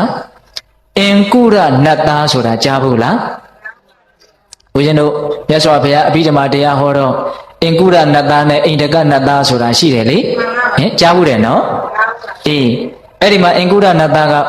စောစောကြီးနေရာယူပြီးတော့ထိုင်းနေတာပဲဒါပေမဲ့တကူကြီးတဲ့နတ်တွေလာတော့သူကနောက်ကိုဆုပ်ပေးရတယ်ဆုပ်ပေးရတယ်ဆုပ်ရင်းနဲ့စัจ java လာတိုင်းနာတောင်ရောက်သွားတယ်လို့ဆိုတယ်အိန္ဒကနတ်သားကတော့ဘယ်လောက်တကူကြီးတဲ့နတ်တွေပြမာတွေရောက်လာသူ့နေရာမှာပုံမှန်မပြတ်ထိုင်နေနိုင်တယ်ဘာဖြစ်လို့လဲအိန္ဒကနတ်သားကသာသနာတွင်မှာအရှင်အနုရုဒ္ဓကိုဆွန်လောင်းခဲ့တဲ့ကုသိုလ်အင်ကုဒနတ်သားကဘာကြောင့်နတ်ဖြစ်တယ်လဲဆိုတော့သာသနာ့ဘမှာအကြီးအကျယ်လှူခဲ့တာပဲအဲ့ဒီကုသိုလ်ကြောင့်နတ်ဖြစ်တယ်ဒါပေမဲ့သာသနာတွင်ကုသိုလ်သေးသေးလေးကိုသာသနာ့ဘကုသိုလ်အကြီးကြီးကဘယ်လိုမှမတုနိုင်ဘူးဖြစ်တယ်အဲ့ဒီအင်ကုဒရဲ့အကြောင်းလေးကိုပြောပြချင်တာနော်အင်ကုဒနတ်သားနတ်မဖြစ်ခင်တုန်းကမင်းသားဘဝတုန်းကဘာတွေလုပ်ခဲ့တယ်လဲဘာတွေတွေ့ကြုံခဲ့တယ်လဲဆိုတာလေးကိုပြောချင်တာအဲ့ဒီထဲမှာစိတ်ကူးစိတ်သန်းနေကြောင်းကာယကံဝစီကံတွေမတူကြဘူးကာယကံဝစီကံတွေမတူကြလို့အကျိုးပေးတွေမတူကြဘူးဆိုတာလေးကိုပြောချင်တာဟုတ်လားအဲ့ဒါသူတို့ရဲ့စိတ်ကူးစိတ်သန်းကလည်းပဲတိုက်ဆိုင်လို့ပြောရမှာပဲဗျခုနတုန်းကလိုပဲဖြစ်ရတစ်ခုတည်းကိုပဲအကြောင်းပြုပြီးတော့စိတ်ကူးတွေမတူခဲ့ရတာစိတ်ကူးတွေမတူတဲ့အတွက်ကြောင့်အပြောတွေအလုပ်တွေမတူဘဲနဲ့အကျိုးရလဒ်တွေကွဲပြားသွားတာအဲ့ဒါဘာလဲဆိုတော့အင်ကုဒနတ်သားဖြစ်လာမယ်အင်ကုဒအလောင်းမင်းသားလေးသူ့မှာအကိုတွေညီတွေအကိုတွေအများကြီးရှိတယ်အကို10ယောက်လောက်တောင်ရှိတယ်အကို9ယောက်ရှိတယ်ညီမလေး1ယောက်ရှိတယ်မင်းသားမင်းသမီးတွေနောက်တော့တိုင်းပြည်ကိုသူတို့အစိတ်စိတ်မော်မော်စိတ်ပြီးတော့ပိုင်းပြီးတော့အုပ်ချုပ်ကြတော့သူကသူ့ရတဲ့ဝေပုံစုကိုညီမလေးကိုပေးပြီးတော့သူကကုံကူးပြီးတော့အသက်မွေးဝမ်းကြောင်းပြုတယ်အဲ့ဒီအင်ကုဒကနော်အဲ့ဒီတော့ကုံသွေသွားရင်းနဲ့တနေ့တော့သဲကန္နာရထဲမှာမျက်စိလဲတယ်ကန္နာရခီးတစ်ခုမှာမျက်စိလဲတယ်မျက်စိလဲတော့ရုပ်ကစိုးနတ်တယောက်ကမြင်တယ်အဲ့ဒီရုပ်ကစိုးနတ်ကသူတို့ကိုကယ်တာဘာလို့ကယ်တာလဲဆိုတော့အဲ့ဒီရုပ်ကစိုးနတ်က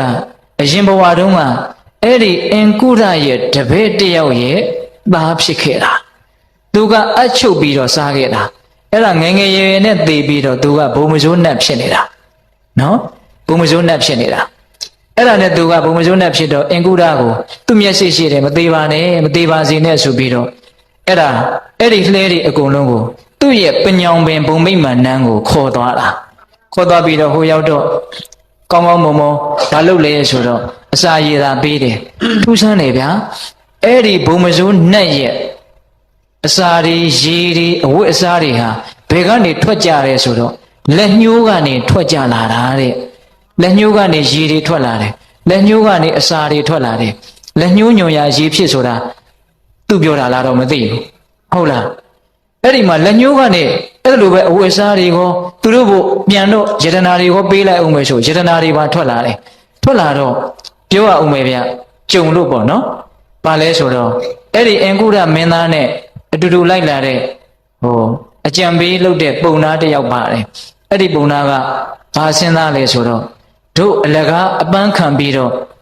အရက်တကလှည့်ပြီးတော့ကုံကူးနေရတာပန်းပါတယ်ဘာလို့မှလဲမတို့အကုန်လုံး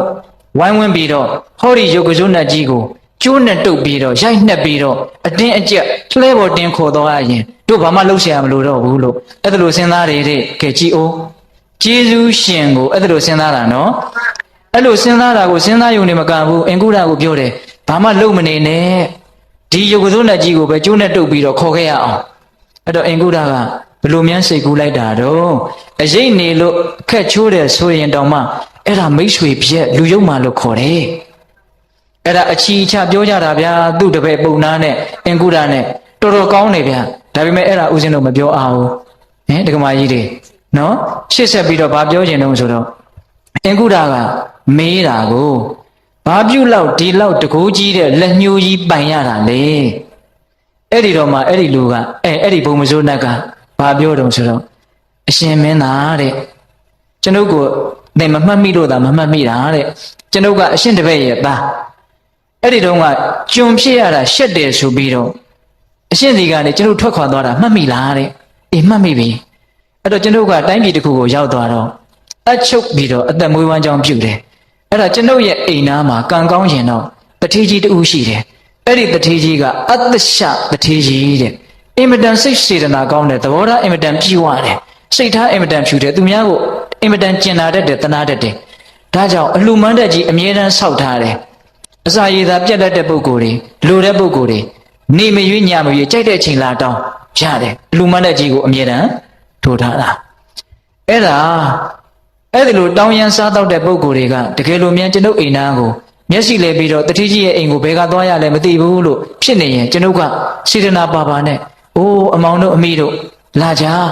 ဟောမှာတတိကြီးကအမြဲတမ်းလှူးနေတာအဲ့ဒီတတိကြီးရဲ့အိမ်ကိုဒီကသွားရတယ်လို့ဟောဒီလက်ညှိုးကိုအသုံးချပြီးတော့ညွှန်ပြခဲ့တာတဲ့သူကလည်းစိတ်စေတနာကောင်းတယ်နော်ဂျားတဲ့ကပတ်စံလည်းတပြားမှမကုန်ရဘဲနဲ့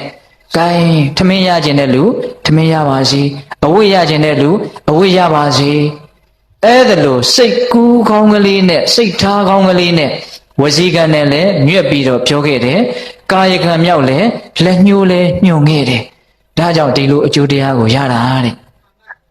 ဒါကစိတ်ကူးကောင်းလို့ကံနေကောင်းပြီးတော့အကျိုးပေးကောင်းတာပေါ့ဟုတ်လားအေးအဲ့ဒီလိုပြောတော့အင်္ဂုဒကဝမ်းသာတယ်တဲ့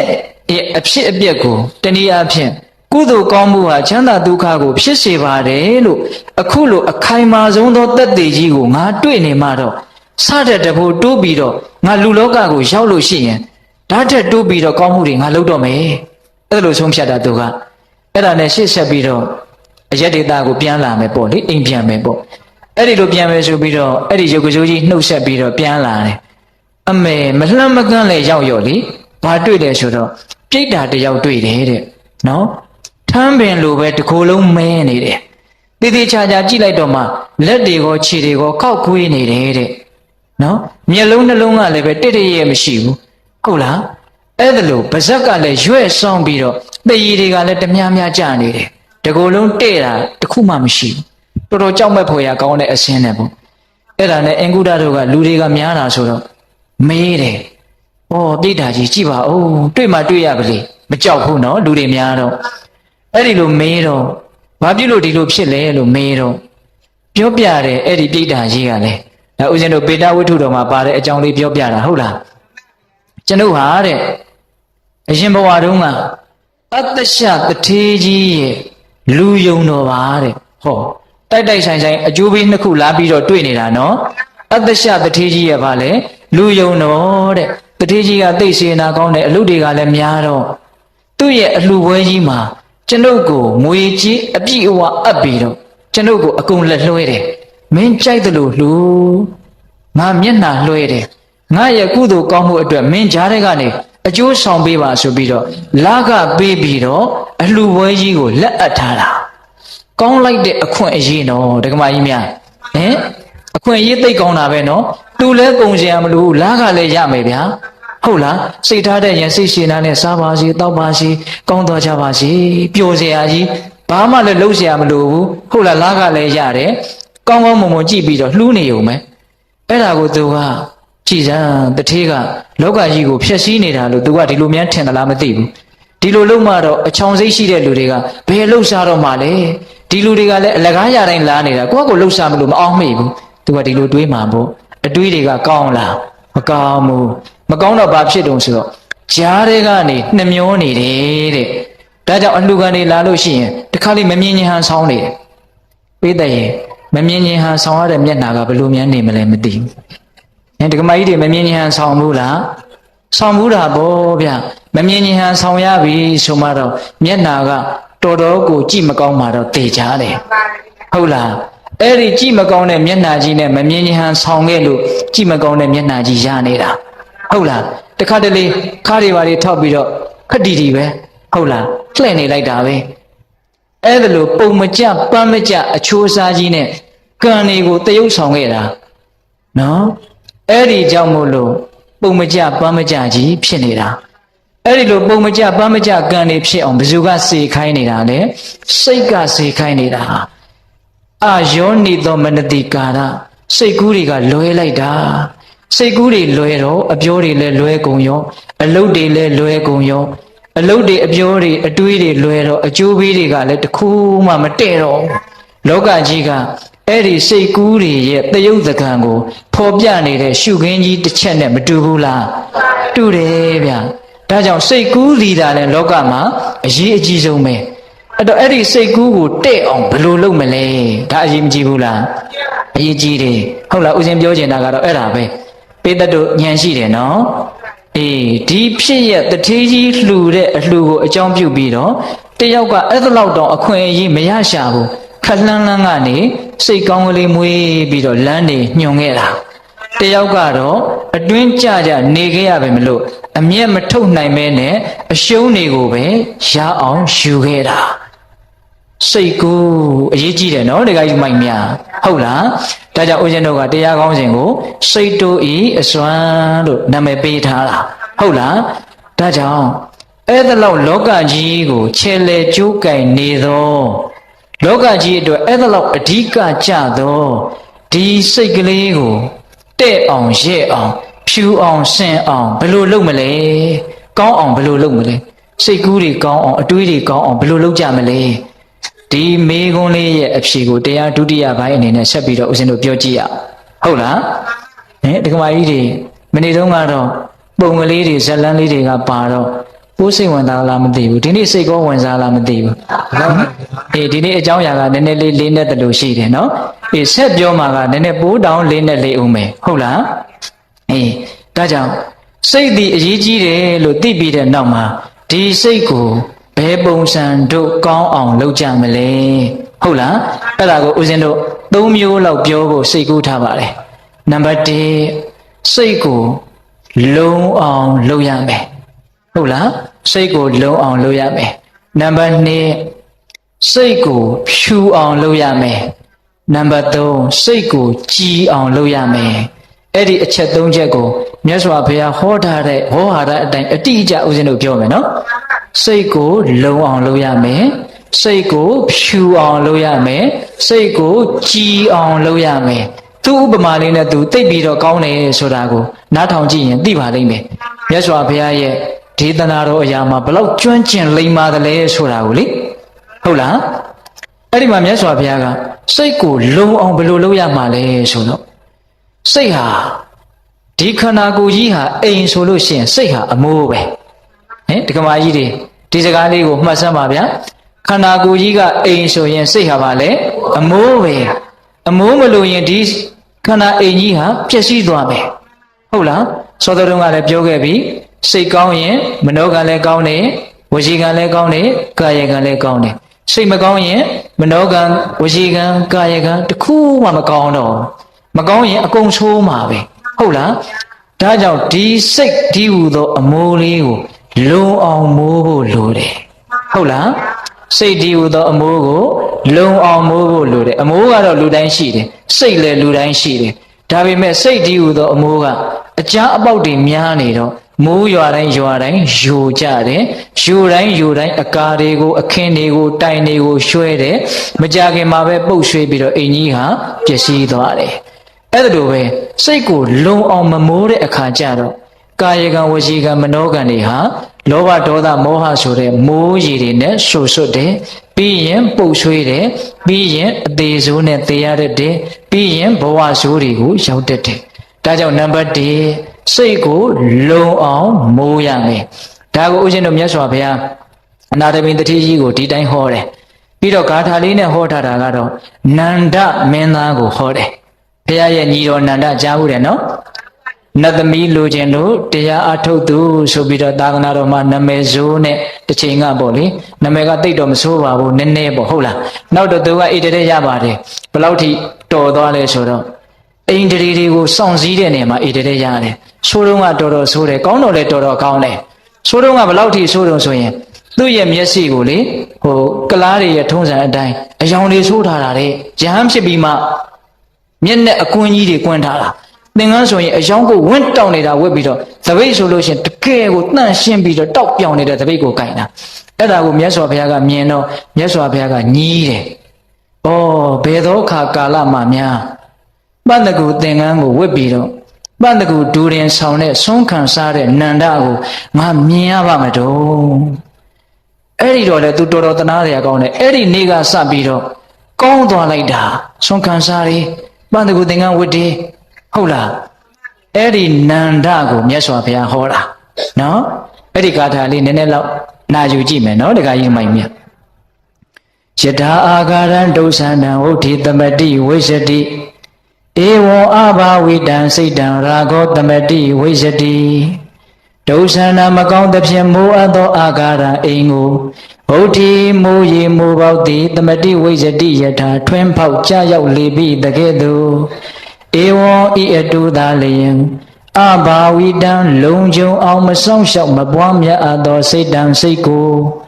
ရာဂောယာကအစရှိသောကိလေသာမိုးရီတို့သည်သမတိဝိဇ္ဇတိထွင်းဖောက်ရှို့ကြ၍နေလေပြီ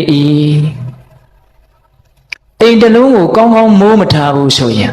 ဒုစန္ဒံမကောင်းသဖြင့်မိုးထားတယ်ဆိုရင်အဲ့ဒီအိမ်ကိုမိုးရီတွေဟာယိုကျပြီးတော့ကြာလာရင်ပုတ်ဆွေးပြီးတော့ပျက်စီးသွားမယ်အဲ့ဒီလိုပဲခန္ဓာကိုယ်အတ္တဘောဓိဟုသောအိမ်မှာစိတ်ဓိဟုသောအမိုးကိုအဘာဝိတံသမထဘာဝနာဝိပဿနာဘာဝနာတို့ဖြင့်ပွားများခြင်းဆိုတာအဲ့ဒါကောင်းကောင်းမိုးတယ်လို့ဆိုတာနော်အဲ့ဒါလို့အဘာဝိတံကောင်းကောင်းမပွားများတော့ကောင်းကောင်းမိုးမထားဘူးပေါ့ကောင်းကောင်းမမိုးတဲ့အတွက်ကြောင့်စိတ်အမိုးကမလုံတဲ့အတွက်ကြောင့်လိုခြင်းမမိုးမှုဆိုတဲ့လောဘမိုးရေဟာယိုကျတယ်မကြည်နပ်ဘူးဆိုတဲ့ဒေါသမိုးရေဟာယိုကျတယ်မာနတို့အိတ်သားတို့မစ္စရိယတို့အမျိုးမျိုးသောဆိုးဝါးတဲ့ကိလေသာမိုးရေတွေဟာခန္ဓာကိုယ်အတ္တဘောကိုဆိုဆွတ်ဟုတ်လားအထူးအားဖြင့်မနောကံကိုအရင်မဆွတ်ဘူးလားဆွတ်တယ်ပြီးရင်ဝစီကံကာယကံလောဘရှိရင်လောဘရှိတဲ့အပြောထွက်တယ်လောဘရှိတဲ့အမှုအရာပြတယ်ဒေါသရှိရင်ဒေါသရှိတဲ့အပြောဒေါသရှိတဲ့အမှုအရာအဲ့ဒါလိုပဲကံ၃ပါးသည်ကိလေသာတို့ဖြင့်ပျက်စီးသွားတယ်ဘာအမိုးမလုံလို့လဲစိတ်တည်ဟူသောအမိုးမလုံလို့ဟုတ်ရလားဒါကြောင့်ဦးဇင်းတို့ဝေဘူးစတော်ဘုရားကြီးကတော့အင်ပတန်လိုက်နာဖို့ခက်ခဲတဲ့အဆုံးအမတစ်ခုလို့လည်းပြောလို့ရပါတယ်တရက်မှာ24နာရီရှိတယ်တဲ့အဲ့ဒီ24နာရီကိုတစ်စက်လုံးရအောင်တစ်ချက်မှဝင်လေထွက်လေကိုမလွတ်အောင်တတိကတ်ထားနိုင်မယ်ဆိုရင်တရက်လောက်သာလှုပ်ကြည့်ပါတဲ့အစအဆုံးမအိပ်ဖဲနဲ့စားနေလဲသိသွားနေလဲသိပြောနေလဲသိအဲ့ဒါလောက်စိတ်ကိုစက်အောင်မိုးနိုင်မယ်ဆိုရင်တဲ့တိတိတန်တာထူးထူးခြားခြားကိုခံစားရပါလိမ့်မယ်တဲ့အဲ့ဒါလောက်တော့အာမခံချက်နဲ့ပြောတယ်အဲ့ဒါဆရာတော်ဘုရားကြီးကပြောသေးတယ်ဗျတရားအထုတ်တာ10နှစ်ရှိပြီပြောအနှစ်20ရှိပြီပြောတကယ်စဉ်းစားတော့တရက်တောင်ရတာဟုတ်ရဲ့လားတဲ့ဒါဆရာတော်ဘုရားကြီးပြောတော့တင့်တယ်တာပေါ့ဦးဇင်းတို့ပြောတော့ကိုကလည်းအဲ့ဒါလိုအထုတ်နေတာမဟုတ်တော့သိမတင့်တယ်ဘူးလို့ဆိုရမှာပေါ့နော်တကယ်ကြီးမိုင်မြတ်သို့တော်လည်းပဲစကားလေးကမှတ်သားစရာမကောင်းဘူးလားကောင်းတယ်ကိုယ့်ရဲ့စိတ်အမိုးကိုဘလောက်ဆက်အောင်မိုးနိုင်တယ်လဲဆိုတာဟာစိတ်ရဲ့ချမ်းသာမှုစိတ်ရဲ့ကြည်နူးမှုတရားအရသာကိုဘလောက်ခံစားရတယ်လဲဆိုတာရဲ့အဖြေပဲဆက်အောင်မမိုးနိုင်တော့ကြိုးကြားပဲမိုးထားတာဟုတ်လားအဲ့ဒီတော့မိုးရေတွေကဝင်နေတဲ့အချိန်ပဲများတယ်အမိုးကအမိုးလို့ပြောရရုံလောက်ပဲရှိတာလားမသိပါဘူးဟင်ဒကမာကြီးများဟင်ယူတဲ့နေရာနဲ့လုံတဲ့နေရာကဘယ်နေရာကများနေတော့ကိုယ့်ကိုအဲ့လိုဝန်ခံရတာပဲတတ်နိုင်ဘူးဟင်ဒကမာကြီးဦးဇင်းတို့လည်းဒီတိုင်းမှာပဲဟုတ်လားအေးဒါကြောင့်ဘာဝနာတရားနဲ့စိတ်ကိုစက်အောင်လုံအောင်စစ်ဆက်မိုးမယ်ဆိုရင်တရားဓမ္မတို့ဦးဇင်းတို့ရဲ့ကံ၃ပါးဟာကိလေသာရေမစိုးရတဲ့အတွက်ကြောင့်လက်ဆက်တဲ့ခိုင်မာတယ်ဟုတ်လားအဲ့ဒီလိုဆိုလို့ရှိရင်ဘဝတစ်လျှောက်လုံးတန်တရားတစ်လျှောက်လုံးကောင်းမယ်နောက်ဆုံးနိဗ္ဗာန်ဆိုတဲ့အရာသာကိုပါခံစားရလိမ့်မယ်ဟုတ်လားဒါကြောင့်စိတ်ကိုကောင်းကျင်တယ်ဆိုရင်နံပါတ်1ဦးဇင်းတို့ပြောပါတယ်လုံအောင်စိတ်အမိုးကိုကြိုးစားပြီးတော့မိုးပါဟုတ်လားဘာနဲ့မိုးရမှာလဲသမထဘာဝနာဝိပဿနာဘာဝနာ2ပါးဖြင့်မိုးရမယ်တို့ရဲ့ဖရာဟာကိလေသာနဲ့သိเสียကုန်တယ်လောဘဒေါသမရှိဘူးစဉ်းစားနေတယ်တွေးနေတယ်နော်အဲ့ဒါလိုတွေးနေတာဒီသမထဘာဝနာနဲ့စိတ်ကိုမိုးနေတာဟုတ်လားစိတ်အမိုးကိုလုံအောင်လုပ်နေတာအလုံးသောတတ္တဝါတွေကောင်းတော်ကြပါစေချမ်းသာတော်ကြပါစေဘာလုပ်နေတာလဲစိတ်ဒီဟူသောအမိုးကိုမေတ္တာတရားနဲ့လုံအောင်မိုးနေတာလုံနေသူလည်းလုံပါတယ်ဝိပဿနာမှလုံနေလို့မပြောနဲ့ ဟုတ်လားဗုဒ္ဓနုတ္တိလည်းလုံနေမေတ္တာလည်းလုံနေအတုပလည်းလုံနေမရဏနုတ္တိလည်းလုံနေအာနာပါနလည်းလုံနေနော်အဲ့ဒီတော့သမထဘာဝနာဝိပဿနာဘာဝနာတို့ဖြင့်ပွားများနေတယ်ဆိုရင်မိမိကိုယ်ကိုမိမိစိတ်ကောင်းနှလုံးကောင်းတွေဖြစ်အောင်တနည်းအားဖြင့်စိတ်ဆိုးဒီဟူသောမိုးရေတွေဝင်ရောက်မလာအောင်လုံအောင်မိုးနေတာပိဋကကြီးကဒီလောက်ကြီးဦးဇင်းတို့အကျေကြီးပြောเสียမလိုတော့ဘူးလို့ထင်ပါတယ်ဟုတ်လားဒါကြောင့်ဖြူအောင်လုပ်ရမယ်ကြည်အောင်လုပ်ရမယ်ဆိုတဲ့အပိုင်းလေးကိုပြောခြင်းလို့လုံအောင်လုပ်ရမယ်ဆိုတဲ့အပိုင်းကိုဒီလောက်နဲ့ရက်ရဟုတ်လားအဲ့တော့ဦးဇင်းတို့နံပါတ်2စိတ်ကိုဖြူအောင်လုပ်ရမယ်ဒါကိုဦးဇင်းတို့ဘယ်တုတ်တန်တွေကစကားကိုယူပြီးတော့ပြောခြင်းလဲဆိုတော့ဦးဇင်းတို့မေဇိမနိကေမှာဝတ္တတုတ်တန်ဆိုပြီးတော့တုတ်တန်တစ်ခုရှိတယ်အဲ့ဒီမှာမြတ်စွာဘုရားကဘာဟောလဲဆိုတော့ချစ်သားတို့တဲ့စိတ်ကိုဖြူအောင်ကြိုးစားရမယ်တဲ့စိတ်ကိုဘာလုပ်ရမလဲဖြူအောင်ကြိုးစားရမယ်စိတ်ကိုညှဉ်းနှွမ်းစေတဲ့တရားတွေကနေတားဆီးလိုက်ရင်စိတ်ဟာဖြူလာတာပဲစိတ်ဟာပင်ကိုယ်ကဖြူပြီးသားပဲအာဂန္တုဧည့်သည်ဖြစ်တဲ့ကိလေသာတရားတွေကစိတ်ကိုညစ်အောင်အယောင်ဆိုးလိုက်လို့စိတ်ကိုပေးချမ်းအောင်လှုပ်လိုက်လို့စိတ်ဟာညစ်သွားတာစိတ်ညစ်လို့လည်းပဲဒကမာကြီးတွေလည်းအမြဲကြီးတယ်မို့လားစိတ်ညစ်တယ်ညိလားညိတယ်နော်အဲ့ဒီစိတ်ညစ်နေတာတွေကိုဖယ်ပစ်လိုက်ရင်စိတ်ဖြူတာလေးမကြံမေဘူးလားကြံမေအဲ့ဒါကိုမြတ်စွာဘုရားကဥပမာလေးနဲ့ပြောတယ်ဗျအဝတ်တွေနဲ့စီကြီးတွေနဲ့အဝတ်တွေမှာဂျေးတွေညှော်တွေနဲ့ပေးနေတယ်ညစ်နေတယ်ဆိုလို့ရှိရင်အဲ့ဒီအဝတ်ကိုဆေးရောင်တစ်မျိုးမျိုးဆိုးမယ်ဆိုရင်ကိုကြိုက်တဲ့ဆေးရောင်ဆိုးလို့မရနိုင်ဘူးတဲ့အဝါရောင်ဆိုးလည်းပဲအဝတ်ကအညစ်ကြီးဆိုတော့အဝါရောင်မထွက်ဘူးလှပတဲ့အဝါရောင်မထွက်ဘူးညိုညစ်ညစ်ဝါသလိုလိုညိုသလိုလိုညစ်သလိုလိုဒီလိုအရောင်တွေပဲထွက်မှာမို့လားဒီအနီရောင်ဆိုးဆိုးအစိမ်းရောင်ဆိုးဆိုးပင်ကိုအဝိတ်ကညစ်နေတဲ့အတွက်ကြောင့်မို့လို့ကြိုက်တဲ့အရောင်ဆိုးလို့မရတာသေချာတယ်လုံးဝလှတဲ့အရောင်တင်လို့မရဘူးအဲ့ဒါလိုပဲတဲ့စိတ်ပေါ်မှာလည်းပဲညှဉ်းနှွမ်းတဲ့စေတသိက်တွေဝင်လာတဲ့အတွက်ကြောင့်စိတ်ကြီးညစ်သွားတယ်ဆိုလို့ရှိရင်အဲ့ဒီစိတ်ညစ်နေတော့ဘဝကောင်းကိုမရနိုင်ဘူးတဲ့နော်ဒကမာကြီးများနော်ညစ်နေတဲ့အဝတ်ကိုကြိုက်တဲ့ဆေးရောင်ခြယ်လို့မရတယ်လို့ညစ်နေတဲ့စိတ်ကြီးနဲ့ကောင်းတဲ့ဘဝကိုမရနိုင်ဘူးတဲ့ဆိုးတဲ့ဘဝပဲရမယ်ညစ်တဲ့စိတ်ဒီညစ်တဲ့ဘဝကိုပဲပို့မှာပဲပူတဲ့စိတ်ဒီပူတဲ့ဘဝကိုပဲပို့မှာပဲဟုတ်လားအဲ့ဒီလိုပဲတဲ့ဖြူစင်တန်ရှင်းနေတဲ့အဝတ်ကလေးဖြူစင်ပြီးတော့တောက်ပနေတယ်အဲ့ဒီအဝတ်ကလေးကိုကြိုက်တဲ့အယောင်ဆိုးမယ်ဆိုရင်ဆိုးလို့ရပါတယ်ပင်ကိုယ်ကဖြူနေတဲ့အတွက်ကြောင့်ဟုတ်လားဒါကြောင့်စိတ်ဖြူနေတယ်ဆိုရင်တော့ဘယ်ဘဝကိုရချင်တယ်လဲညှို့လိုက်စိတ်ညှို့လိုက်တာနဲ့ကိုကြိုက်တဲ့ဘဝကိုရတယ်ဘာဖြစ်လို့လဲဆိုတော့အဝတ်ဖြူနေတာကိုစိုက်ကြိုက်တဲ့အယောင်ဆိုးလို့ရတယ်လို့မျိုးကောင်းတဲ့ဘဝကိုဖြူတဲ့စိတ်ဟာပေးနိုင်တယ်ဟုတ်ရဲ့လားဒါကြောင့်မြတ်စွာဘုရားကစိတ်ကိုဖြူအောင်ကြိုးစားရမယ်အဝတ်ကလေးနဲ့ဥပမာပေးတယ်နော်အဲ့ဒီမှာမြတ်စွာဘုရားကဆက်ပြီးတော့ပြောတယ်ဖြူနေတဲ့စိတ်ကိုညစ်အောင်ဘယ်တရားတွေကလှုပ်တာလဲဆိုတော့အဲ့ဒီမှာဦးဇင်းတို့ပေးတတ်တော့ဘဟုတုတ္တတရားနဲ့ပတ်သက်ပြီးတော့မှတ်ရမယ်ဗျာအဘိဇ္ဇာဆိုတဲ့ကိုယ်ပစ္စည်းကိုသိပ်ပြီးတော့ဆွဲလန်းတဲ့တရားတွေစိတ်ကိုညစ်အောင်လုပ်တယ်တဲ့တခြားဒေသနာတော်တွေမှာတော့အဘိဇ္ဇာဆိုတာသူများပစ္စည်းမတရားလိုချင်တာကိုအဘိဇ္ဇာလို့ဦးဇင်းတို့ကြားဘူးတယ်သို့တော့ဒီဒေသနာတော်မှာတော့အဘိဇ္ဇာကိုကိုယ်ပစ္စည်းကိုပဲဆွဲလန်းကြီးမြက်နိုးနေတယ်ဆွဲလန်းနေတယ်ဆိုရင်အဲ့ဒါအဘိဇ္ဇာတဲ့ကိုယ်ပစ္စည်းကိုမြက်နိုးလုံးအားကြည့်ပြီးတော့သူများအထိမခံနိုင်ဘူးအကြည့်မခံနိုင်ဘူးတိမ်ပါသွားမှရော့သွားမှတိတ်ကြောက်နေတာပေါ့နော်သူများပစ္စည်းကိုမတရားလိုချင်တာကြတော့ဝိသမလောဘတဲ့ဒီမှာတော့အဲ့လိုသုံးတယ်အဲ့ဒီအဘိဇ္ဇာဗျာပါဒအဘိဇ္ဇာဝိသမလောဘသည်စိတ်ကိုညစ်အောင်လုပ်တယ်တဲ့နောက်ဗျာပါဒသူများကိုညှင်းဆဲခြင်းတာစိတ်ကိုညစ်အောင်လုပ်တယ်နော်ကောရဆိုတဲ့ဒေါသသည်စိတ်ကိုညစ်အောင်လုပ်တယ်ဥပနာဟဆိုတဲ့ယံညိုးဖွဲ့ခြင်းသည်စိတ်ကိုညစ်အောင်လုပ်တယ်ဟုတ်လားပြီးတော့မက္ခဆိုတဲ့သူကျေးဇူးကိုချေဖျက်ခြင်းတရားသည်စိတ်ကိုညစ်အောင်လုပ်တယ်ပလာသဆိုတဲ့ဂုံပြိုင်ခြင်းတရားလည်းစိတ်ကိုညစ်အောင်လုပ်တယ်ဂုံပြိုင်နေတဲ့တစုံတယောက်ကိုမြင်ရင်တွတ်ပြီးတော့ငါကဘယ်လိုသူကဘယ်လိုတန်းပြီးတော့စဉ်းစားတယ်နော်တခါကြီးတမိုင်မြတ်အဲ့ဒါကိုဘယ်လိုခေါ်မလဲပလာသဟုတ်လားပြီးတော့အိတ်တာဆိုတဲ့မနာလိုတဲ့တရားဟာစိတ်ကိုညစ်စေတယ် မစ္စရိယဆိုတဲ့ဝင်တိုတဲ့တရားဟာစိတ်ကိုညစ်စေတယ်ဟုတ်လားပြောထားတဲ့ပါဠိစကားလေးတွေမှတ်စေခြင်းနဲ့ဗျာကိုယ်ထဲရောက်ရင်တော့ဒါသိရမှာပါဟုတ်လားအိတ်တာမစ္စရိယပြီးတော့မြတ်စွာဘုရားဘာဆက်ပြောတော့ဆိုတော့မာယာတာထေယဟန်ဆောင်လှက်ပတ်တာရှိတဲ့အပြစ်တွေကိုမရှိသလိုလိုဟန်ဆောင်ပြီးတော့ကောင်းသလိုလိုဟန်ဆောင်ပြီးတော့နေတာမာယာမရှိတဲ့ဂုဏ်တွေကိုရှိသလိုလိုတော်သလိုလိုလုပ်ပြီးတော့နေတာတာထေယလှက်ပတ်ခြင်းကောက်ကျစ်ခြင်းဒီစိတ်ရဲ့အညစ်အကြေးဟုတ်လားပြီးတော့မာနအတိမာနဒီစိတ်ရဲ့အညစ်အကြေးနော်ထောင်လွှားတယ်လွန်လွန်ကဲကဲထောင်လွှားတယ်အတိမာနဟုတ်လားအဲ့ဒါတွေကစိတ်ကိုညစ်အောင်လုပ်မယ်တဲ့ပြီးတော့မဒပမာဒဒီစိတ်ရဲ့အညစ်အကြေးတဲ့မဒဆိုတာရှင်းမှုတာ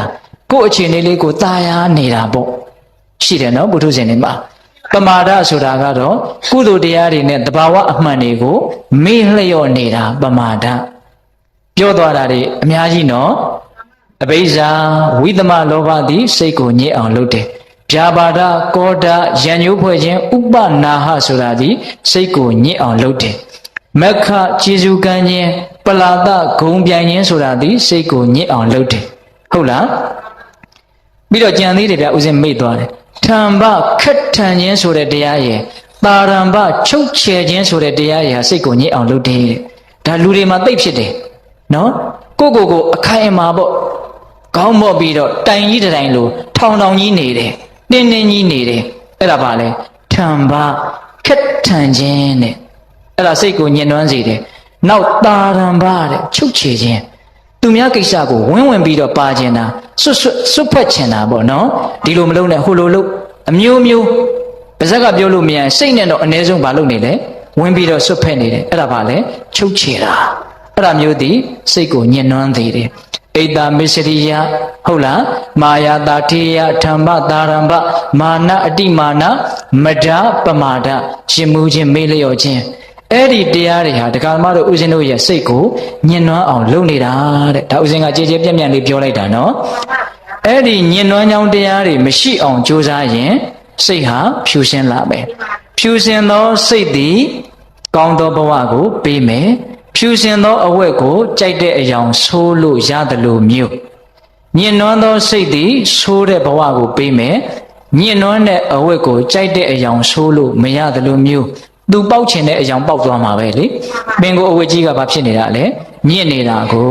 ဟုတ်လားဒါကြောင့်ဒုတိယနံပါတ်1စိတ်ကိုဖြူအောင်ကြိုးစားရမယ်အဲ့ဒါလဲဘာဝနာနဲ့ကင်းပြီးတော့မဖြစ်နိုင်ဘူးဟုတ်လားသမထဘာဝနာဝိပဿနာဘာဝနာတို့ဖြင့်ယခုနကဦးဇင်းပြောခဲ့တဲ့ညှဉ်းနှွမ်းကြောင်းတရားတွေကိုဖယ်ရှားမယ်ဆိုရင်စိတ်ဟာဖြူလာလိမ့်မယ်ဟုတ်လားနောက်နံပါတ်3စိတ်ကိုကြည်အောင်လုပ်ရမယ်တဲ့မဖြစ်အောင်လုပ်ရမယ်စိတ်ကိုကြည်အောင်လုပ်ရမယ်ဆိုတာကိုဦးဇင်းတို့အင်္ဂုတ္တပါဠိတော်ဧကနိပတ်မှာလာတဲ့စကားလေးကိုယူပြီးတော့ပြောပြတယ်မြတ်စွာဘုရားဟောတယ်တစုံတစ်ယောက်သောမျက်စိအမြင်ကြည်တဲ့ပုဂ္ဂိုလ်တစ်ယောက်ဟာတဲ့ရေကန်ကြီးတစ်ကန်ရဲ့ကမ်းပေါ်မှာရပ်ပြီးတော့နေတယ်ဒါပေမဲ့အဲ့ဒီရေကန်ကြီးကလေတွေတိုက်လို့ဘောင်မင်းတွေခတ်နေတယ်ပြီးတော့ရေတွေကလည်းနောက်ကြည့်ပြီးတော့နော်အနေတွေလည်းထားပြီးတော့အဲ့ဒါလို့ရေကဝါသလိုလိုနီသလိုလိုနဲ့နောက်ကျူပြီးတော့ဘောင်မင်းတွေခတ်လှိုင်းတွေထနေတယ်ဆိုရင်အဲ့ဒီရေထဲမှာရှိတဲ့ကြောက်သွားတွေခရုတွေကြောက်စရစ်ခဲတွေငါးတွေလိတ်တွေကိုမြင်နိုင်မှမလားတဲ့မမြင်နိုင်ဘူးဘာဖြစ်လို့လဲရေကနောက်ကျူနေလို့ဟုတ်လားရေကနောက်ကျနေလို့ရေထဲမှာရှိတဲ့အရာကိုလုံးဝမမြင်နိုင်ဘူးဝါသလိုလိုနီးသလိုလိုအယောင်ကြီးကိုပဲမြင်ရမယ်ဟုတ်လားအဲ့ဒါလိုပဲတဲ့မြတ်စွာဘုရားကဥပမာပေးတယ်ဧဝမေဝခောဤအတူသာလျင်အာဝိလေနစိတ်တေနညှဉ်းနှွမ်းသောစိတ်ဖြင့်အတ္တတမိမိရဲ့အကျိုးရှိဝါကိုညတ္တိတိသိမြင်ရလိမ့်မယ်ဆိုတဲ့ဧတံဌာနဤအကြောင်းသည်နဝိဇ္ဇတိမရှိနိုင်ဘူးရေတွေကနောက်ကျနေလို့ရှင်ရေထဲမှာရှိတဲ့အရာကိုမမြင်ရသလိုမျိုးနော်စိတ်တွေကနောက်နေတယ်ဆိုလို့ရှိရင်ကိုယ့်ရဲ့အကျိုးရှိရာရှိကြောင်းကိုဘယ်လိုမှမမြင်နိုင်ဘူးမသိနိုင်ဘူးတဲ့သူတစ်ပါးရဲ့အကျိုးရှိရာရှိကြောင်းကိုလည်းဘယ်လိုမှမသိနိုင်ဘူးမမြင်နိုင်ဘူးတဲ့နော်နောက်ပြီးတော့လူသားမန်တွေသိဖို့ခက်ခဲတဲ့နိဗ္ဗာန်ဆိုတဲ့တရားကိုလည်းဘ ဘယ်လိုနည်းနဲ့မှမမြင်နိုင်ဘူးတဲ့စိတ်နောက်ကြီးနဲ့တော့အဲ့ဒါတွေကိုမမြင်နိုင်ဘူးမြတ်စွာဘုရားကအဲ့ဒီဒေသနာမှာ၄မျိုးပြောတယ်ဗျနော်ရေနောက်နေရင်ရေထဲကအရာတွေကိုမမြင်ရတယ်လို့မျိုးစိတ်နောက်နေရင်လည်းမမြင်ရမယ့်အရာ၄မျိုးရှိနံပါတ်1ကိုယ်ကျိုးမမြင်နိုင်ဘူး